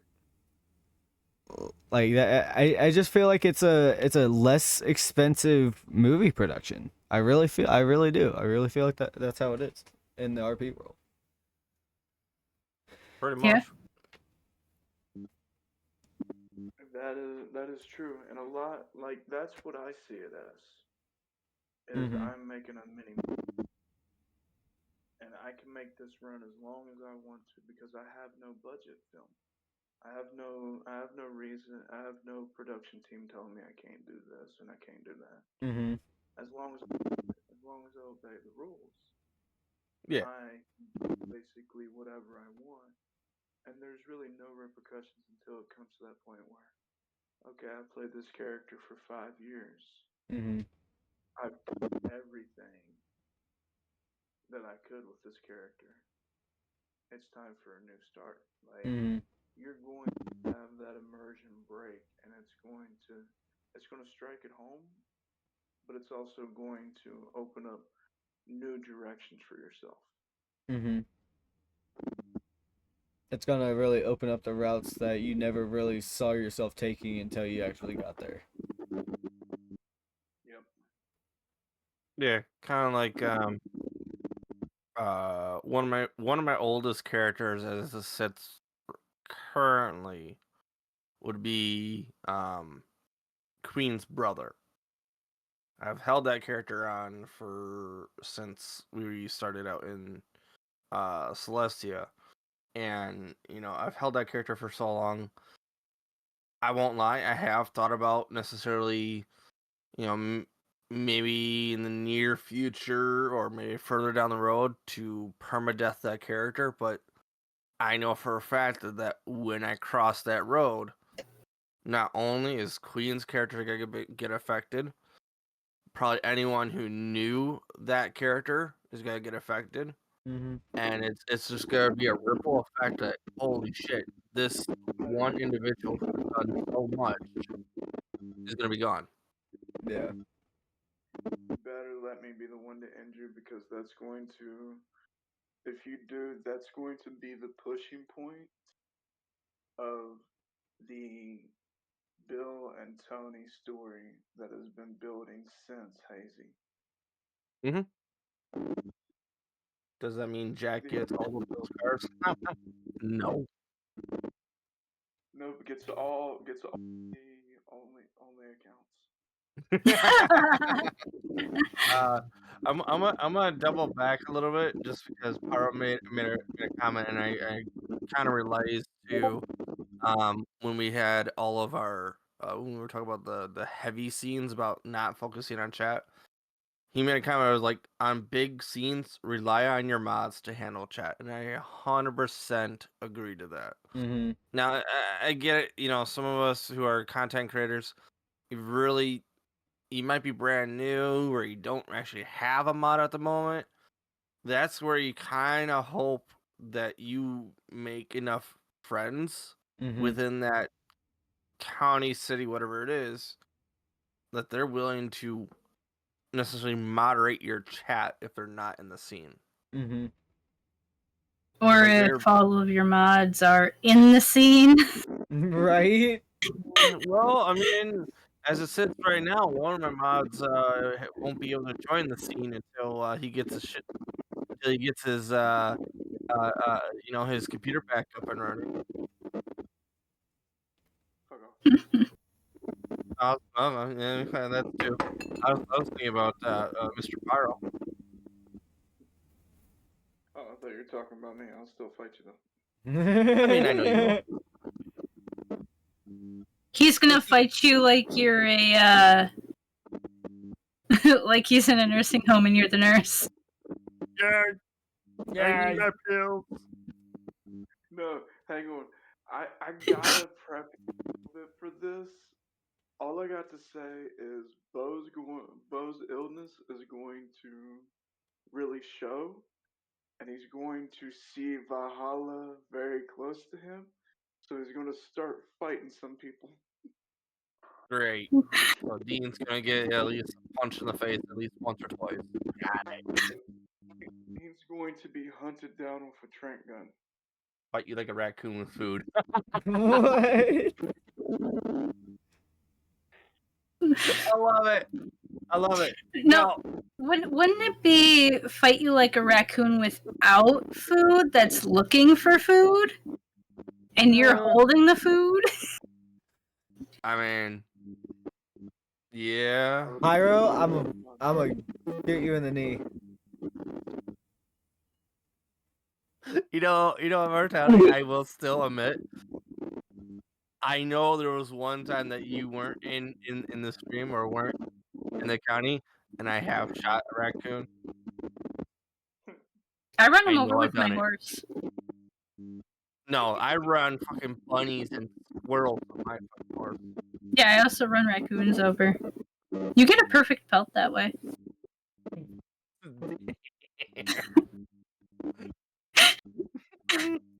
And no gunshots to alert law.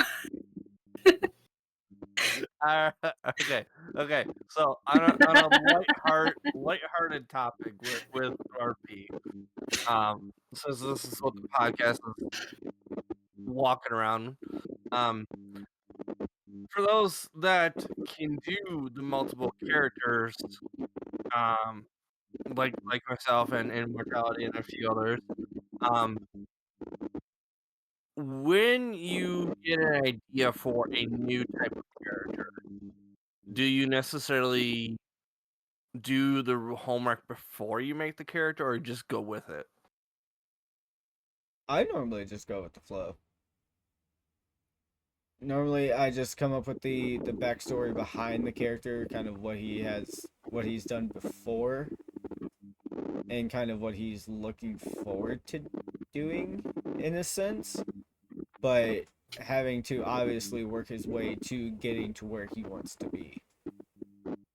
So, say for like, obviously for Dakota, it was at first a train conductor. Now it turned into management of doctors.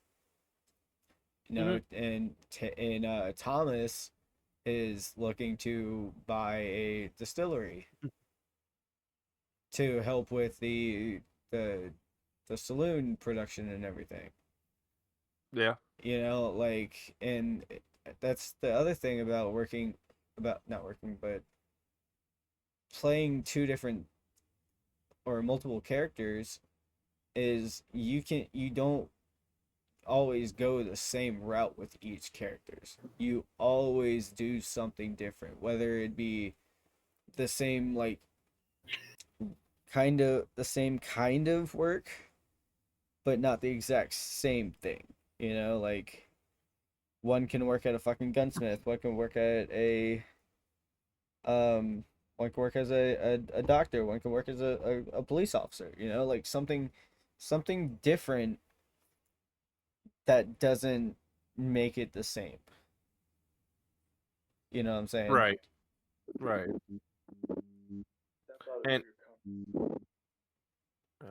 And and Shadow made a comment about how I when I put that message out in the counties for like anyone who wants to play Terry's sister. When me and Shadow were talking in DMs, all I did was I gave her Terry's backstory Mm-hmm. to necessarily just look over. This is what Terry's gone through in his life, and I pretty much have let her just free range, just let whatever comes out go, because like the more I feel like when you go to make a new character and the more you let it just be a free flow character, the better RP comes out, Mm-hmm. because there's no restrictions that you have to follow this path or you have to do it this way. And that's partly why when it came to when I came up with the idea with Terry, yes, he was supposed to be my comedic character. Has it necessarily gone that route? Slightly. He's kind of turned into more of my wholesome character for some reason, and you know, I'm fine with that. I'm perfectly fine with that. I will perfectly lean into it, but when I can, I will bring in a comedic part of it, just give everyone a good laugh, just to bring up that heaviness. Because yeah, Mm-hmm. having Tourette's is kind of a heavy topic, but if you could play it right, you can make everyone laugh. And that's like with me playing Thomas, and like me and you, like, as soon as I created Thomas and we first reconnected, Mhm. I've if you haven't really noticed, I've been just kind of going with what I come up with and see how Yeah. you kind of think of it. Like me saying I'm technically the oldest because I was born 15 seconds earlier than you, or yeah, 15 seconds earlier than you. Yeah. Like, and then you That coming, was a fucking fast delivery. Holy shit. and then you like you coming up with the April Fool's joke and the egg, you know, and like, you know, just the shit like that, you know, like it just like just coming off with everything, like just off the random, off the fly, Mhm. I feel like it adds that like catch you off guard feel, like that. Oh, okay, where'd this come from? You Oh, know, like how like you handed me that one egg that was green on the center. I was like, yeah, fuck. yeah. And Wait, I said, this is hey, a 2.0? Fuck. I literally said, hey, brother, if the one of these eggs are rotten, I'm gonna beat the shit out of you. And there was one egg that I was, cause it was literally a chocolate egg basket, and it was like assorted colors, and it was like pink, blue, and then there was a green one. I was gonna play off as that green one being rotten, and like role playing it as to being rotten to to give Thomas a reason to beat the shit out of Terry. Yeah. I won't lie. Once you handed that egg to me, I was like, oh fuck, oh fuck. I was like, shit, Terry's gonna get his ass beat. A joke was about to turn into a fuck moment. Oh shit.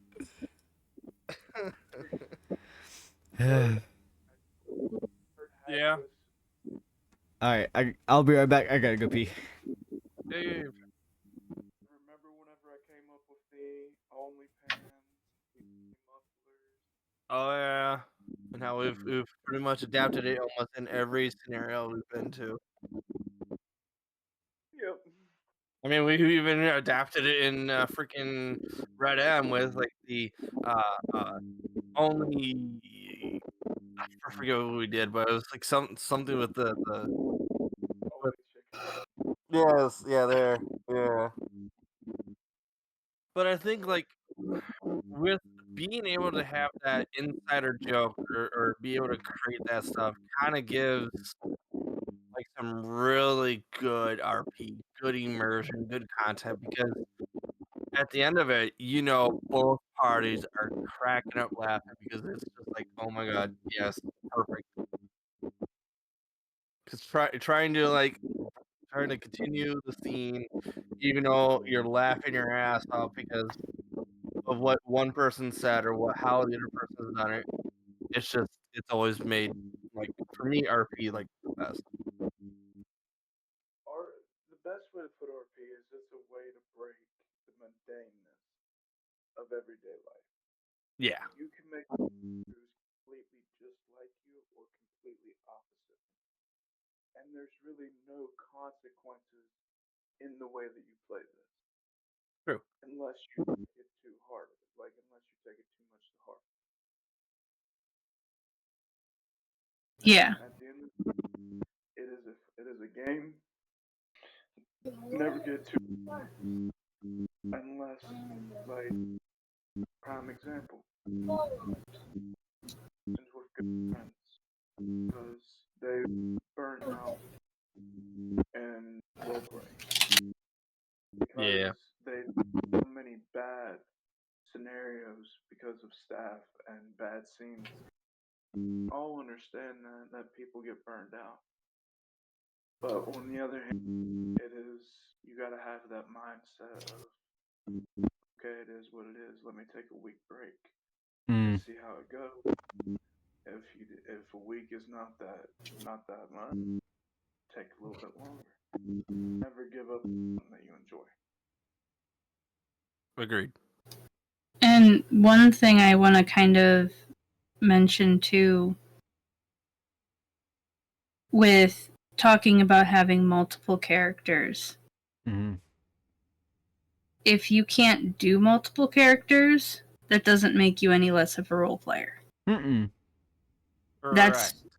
That's one thing that I struggled with to start with, is I thought because I had trouble keeping my characters separated. Mm-hmm. So I knew I couldn't do two characters. Like, I have done two characters a couple of times, but then that secondary character is always either a throwaway character or it's a character to aid in someone else's story that I don't use very often. Mm-hmm. Like, I know where my limits are. I know what I can do to keep the immersion in what I can't do. That doesn't make you any less of a role player. Mm-hmm. I 100% agree to that. Because, like, and now I'll put it this way.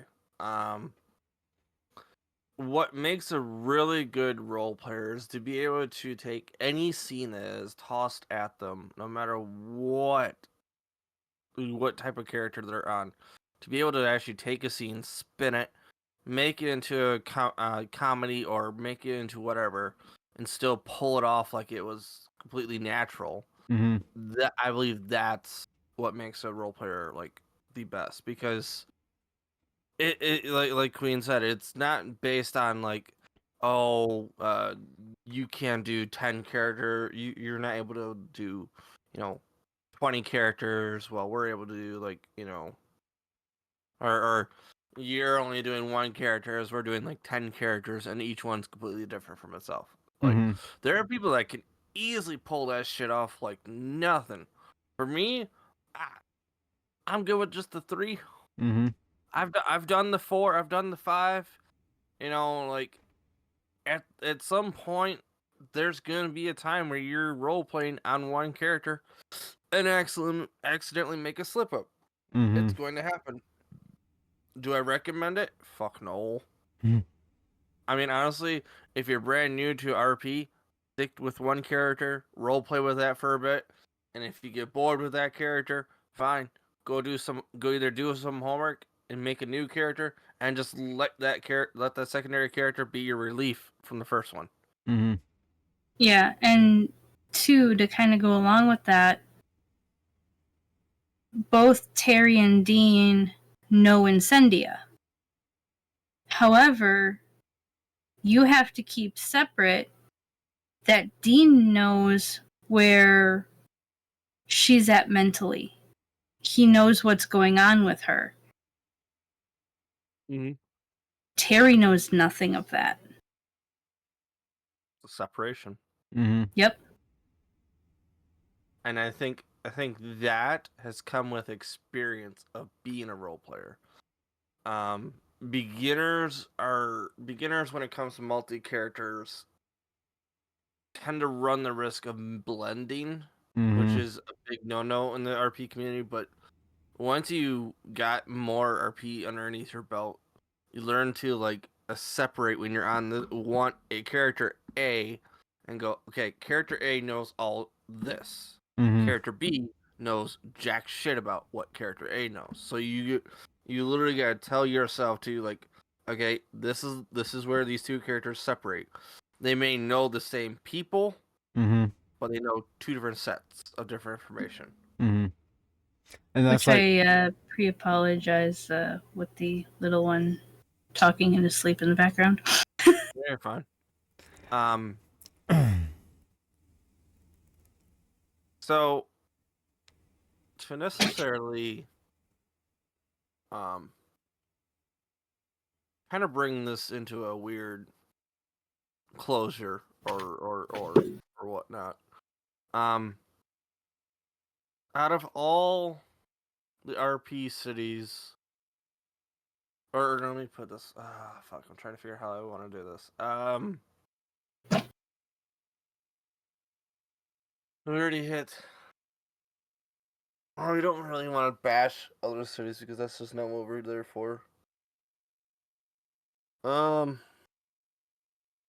I lost my train of thought. Drink some water, you cluckhead. No, yeah, I'll drink water. All right. Not the kind made with potatoes. Oh, Yeah. you mean not the vodka? God damn it! I thought he was drinking apple water. I mean, that's what beer is, right? That's water. Drinking my one RP character from GTA.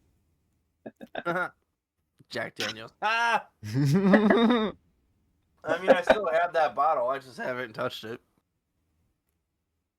Good lord, I'm trying to think of like.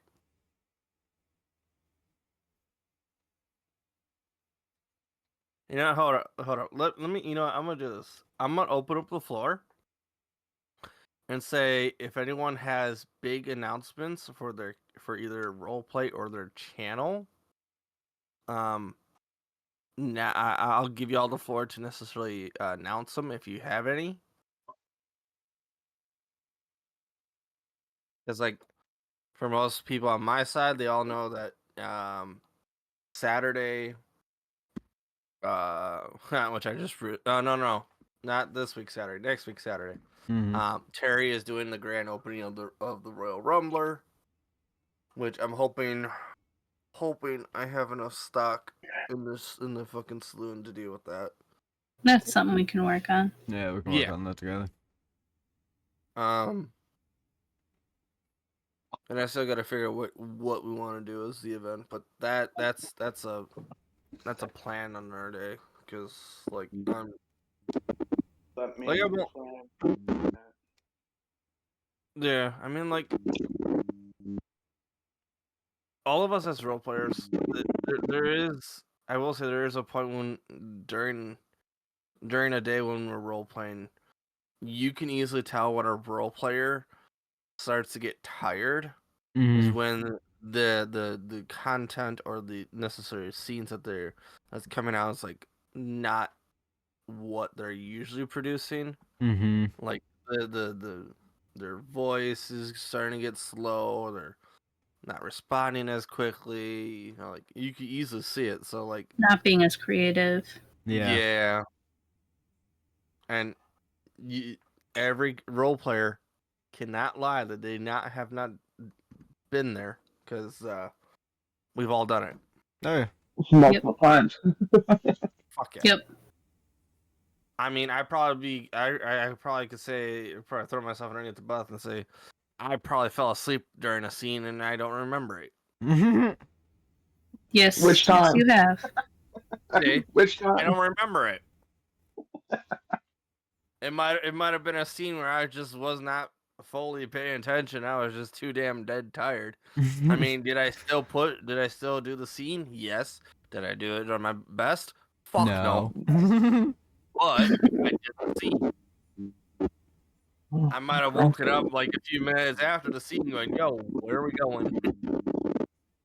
Yeah, too many fucking times. And whenever you do multi-characters, make sure you balance out your time. And yes, I'm calling you out, Bird. What? Yeah. You are the biggest fucking one.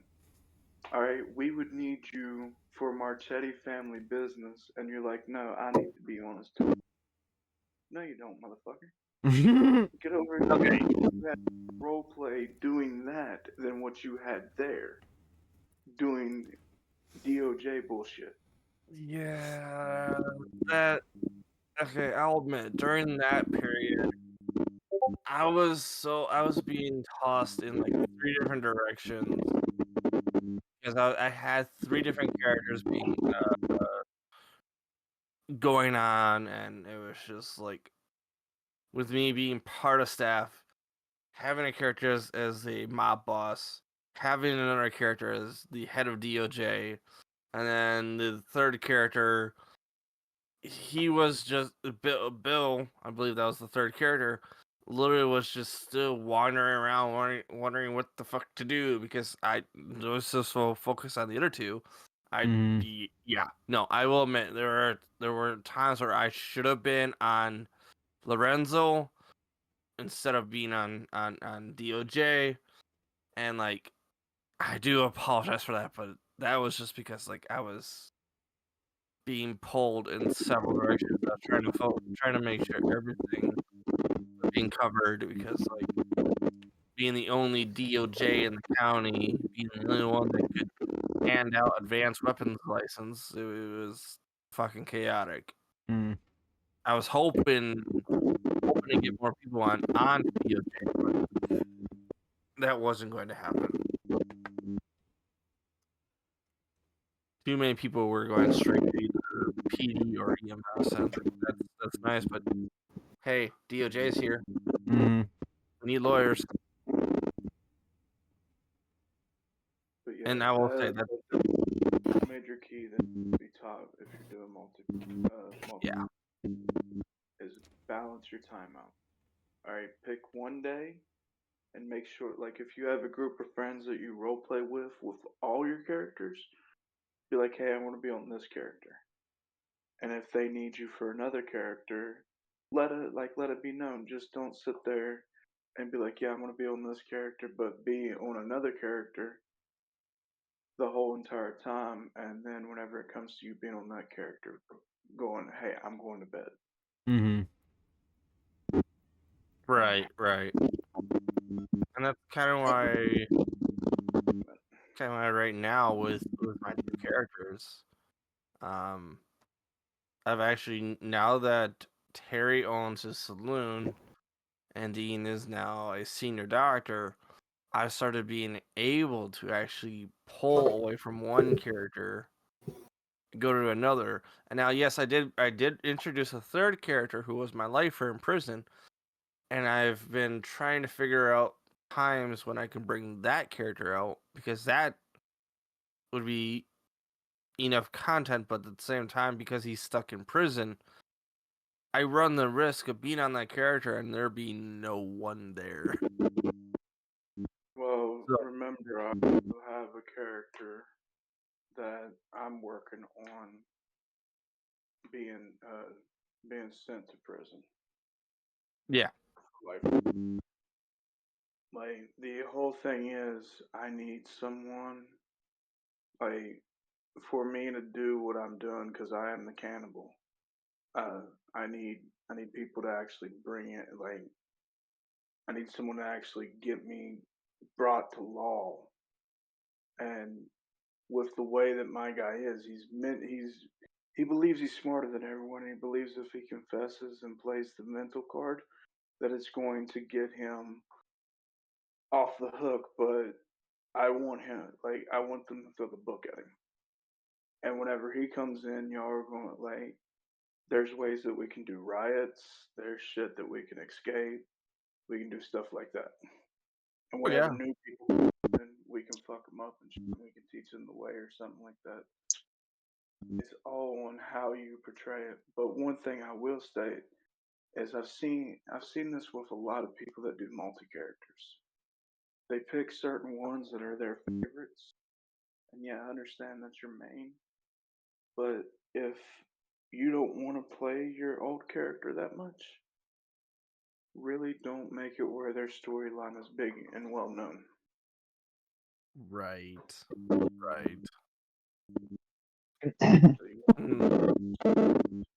Yeah. have to love. Go ahead. I mean, that kind of leads back to the fact that I have 3 characters. Yeah, I made it. I announced it that, hey, there's the third character as a prison lifer. Y'all haven't really seen me play that character as much since the day that he got put into Siska, but that's only because right now I'm biding my time trying to find a group of people that are willing to come in to Siska so that I can roleplay in Siska as a prison lifer, so that way we can do the whole escape prison RP, because I think that would be good content. It'd be good RP, and you never know if we're gonna be able to make it or if we're gonna be shot down and tossed back in. So, like, as of right now, I've been balancing between Terry and Dean, and with Terry now ownership of the saloon in Armadillo, and putting that webhook in the Discord where I can track my sales. I now have the freedom to necessarily stay on Dean for multitude of days, because the webhook, for those that are part of that Discord, you can see the ledger, how much is in there. You can see the items that are being sold, how much we have currently after the what they take, and you can even see if someone goes up to that store and actually sells us product back. Mhm. Like just today, I saw someone go to the store and give the saloon 21 pieces of beef. I saw that the ledger went down for the amount that they sold us, and now it's like, okay, now I know there's gonna be 21 pieces of beef that are sitting in that store that I gotta pull out and put them in the inventory. Mhm. So like, I know that I will have to be on Terry at some point, but it does not have to be today. Like today, I could necessarily be on Dean and role play out his life a little bit further, progress his story even more. Because like right now, I have been hoping to get Dean necessarily to kick off the relationship RP with a few people, Mhm. so that side of Dean starts to pull forward. Because I think if I can get Dean on like a couples RP, I feel like that would bring in more content there and progress his story. Mhm. My goal is to necessarily progress his story so that he's known in the county and got his life, that he's set to go, so that I can then go back and focus on Terry as the saloon owner and just push, push, push. Mhm. Well, can I make a statement with that, Bird? Hmm. This is just my opinion. You're a senior doctor, right? Yeah, I'm a senior doctor.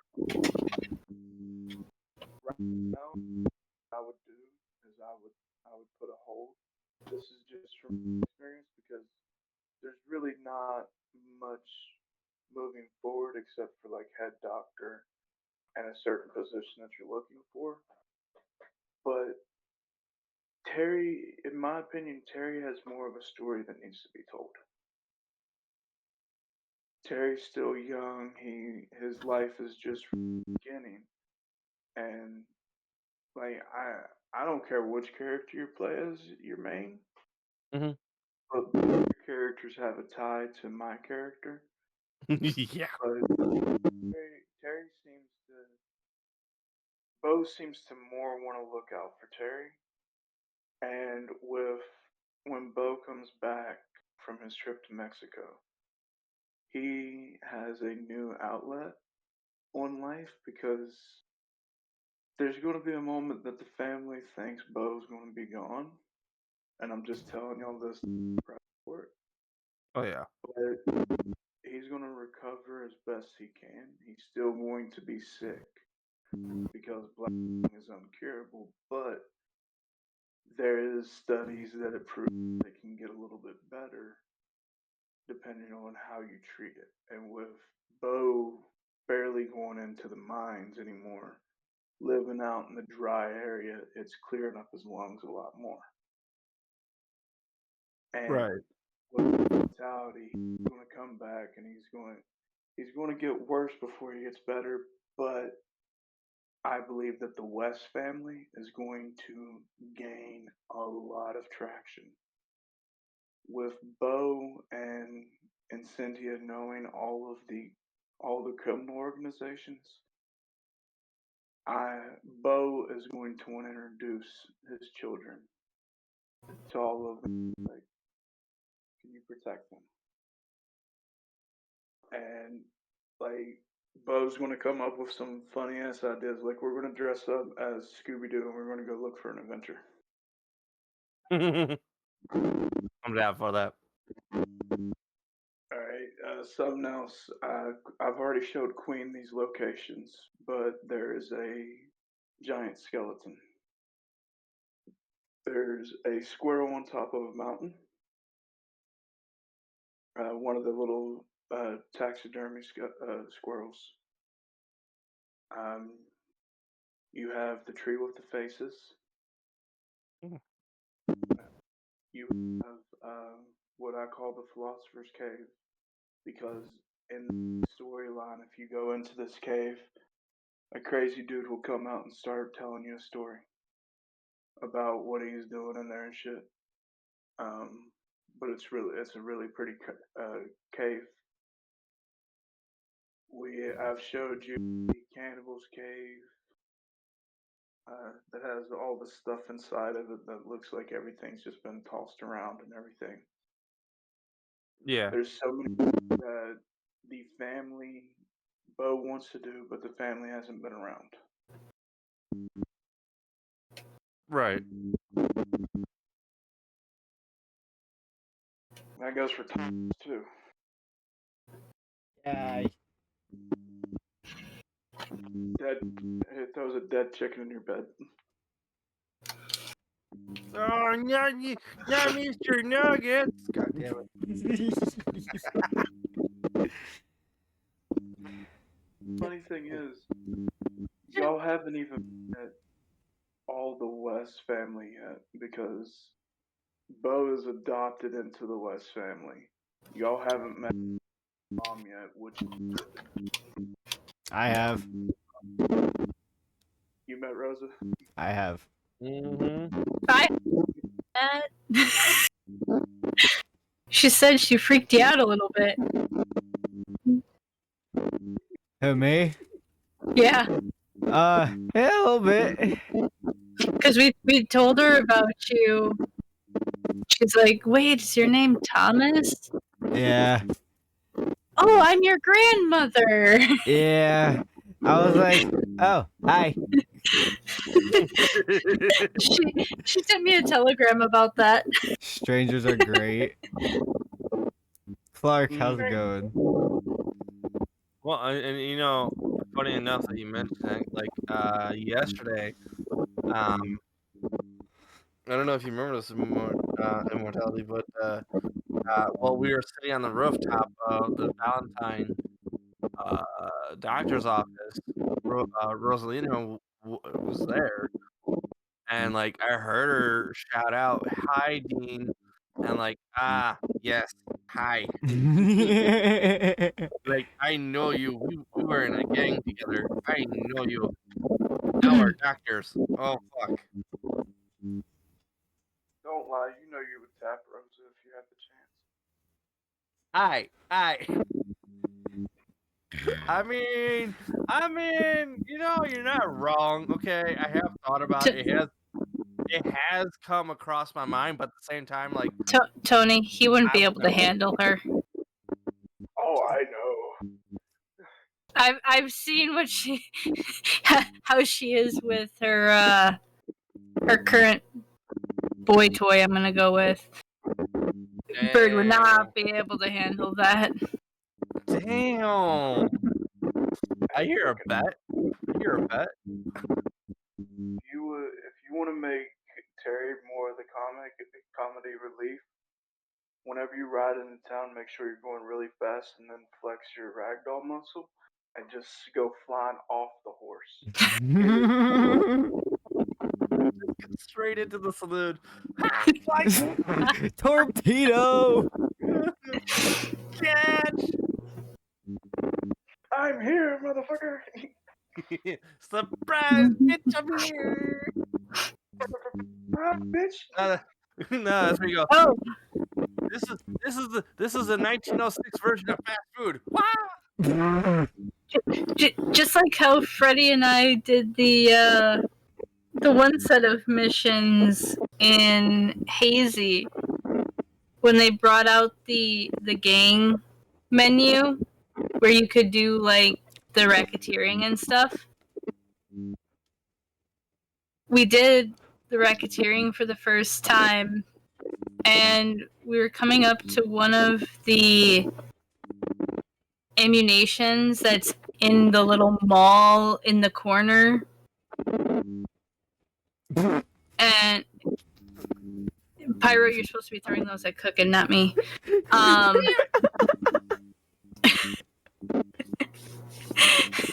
I just died on that.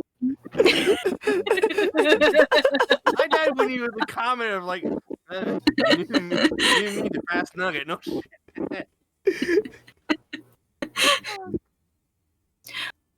But we were going to this one, and he went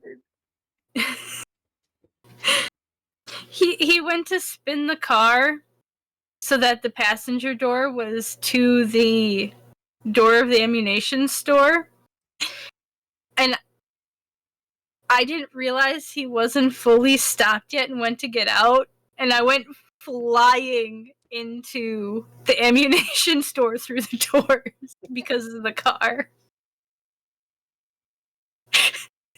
Like, that's the fastest way you're gonna get in that building. Alright. Tornado. Oh god, I remember that. That was I have that as a clip still. Caused by a cheeseburger being stuck in my hand. Or I got car. Hang on. I car. actually remember. Now that you said something about distraction, I remember me being on Astrid one time, and I think we were chasing you, Queen, and you went like behind like an ammunition or something and hit the ramp,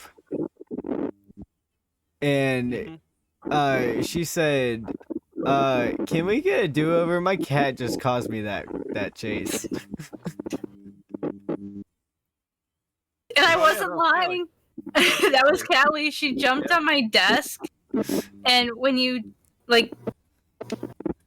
she jumps on my desk, because there's no supports in the front, my whole desk shakes. Yep.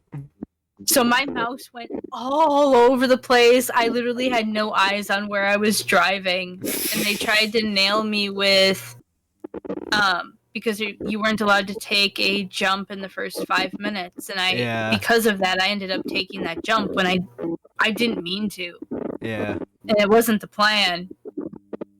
And it's like, I'm sorry, my cat did it. And it didn't help either. That was my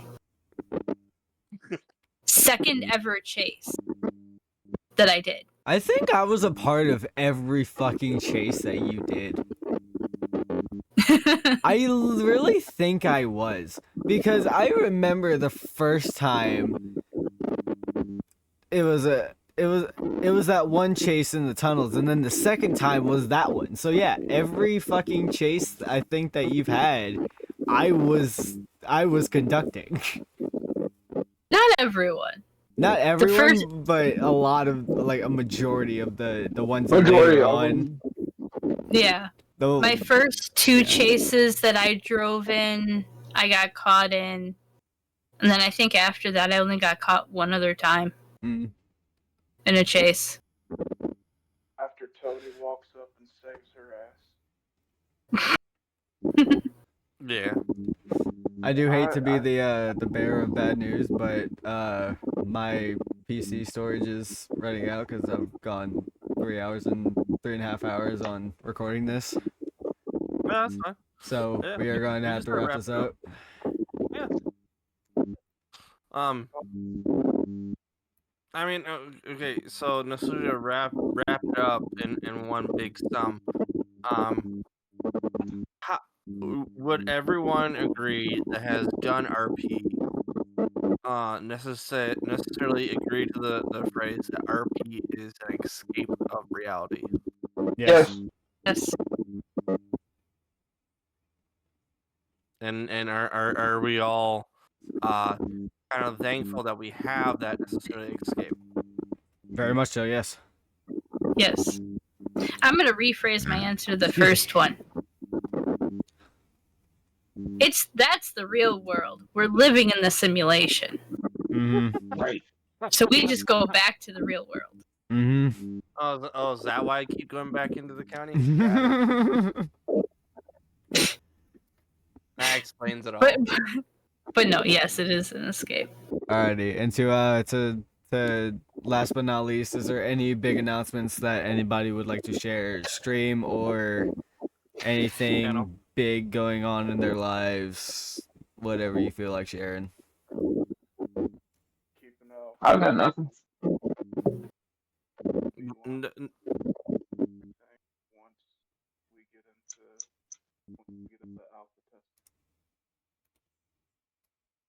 Oh yeah, for Yep. for quantum. Yeah. Oh, sorry, I didn't mean to cut you off. Oh no, my mic's being stupid and picking up everything. In the next week or two, I will be coming back to streaming. I don't know if I'll be able to do more days than I was originally doing, but I'll be coming back. I've been off stream for like 3 months now.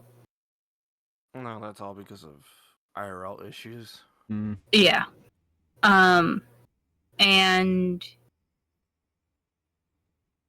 probably sometime in June, because I won't be able to do it over my actual stream anniversary, but I will be doing another 24-hour stream in the next 2 months.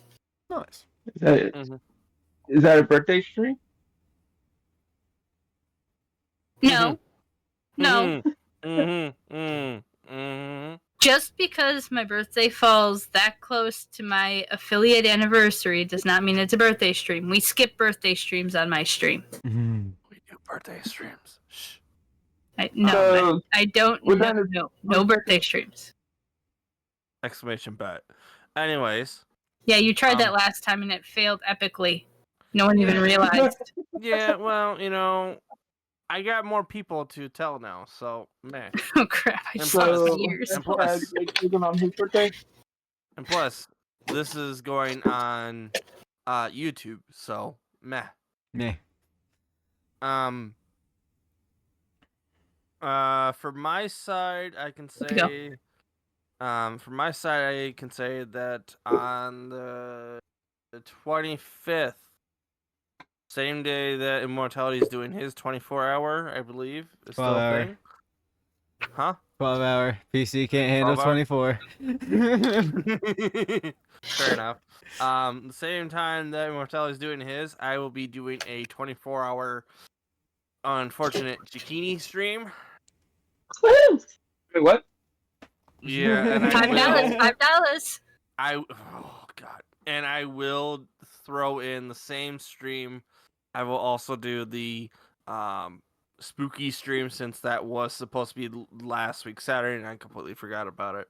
So we'll do spooky on top of the Zucchini stream. So I will necessarily. You're gonna see a chicken in a bikini scream his dick off. Yeah, basically. I'm gonna get scared shitless, and I'm gonna go. Okay, I'm gonna go change my drawers now. Is that why you went with CookinDaBird because you got a bird brain? I always got a bird brain.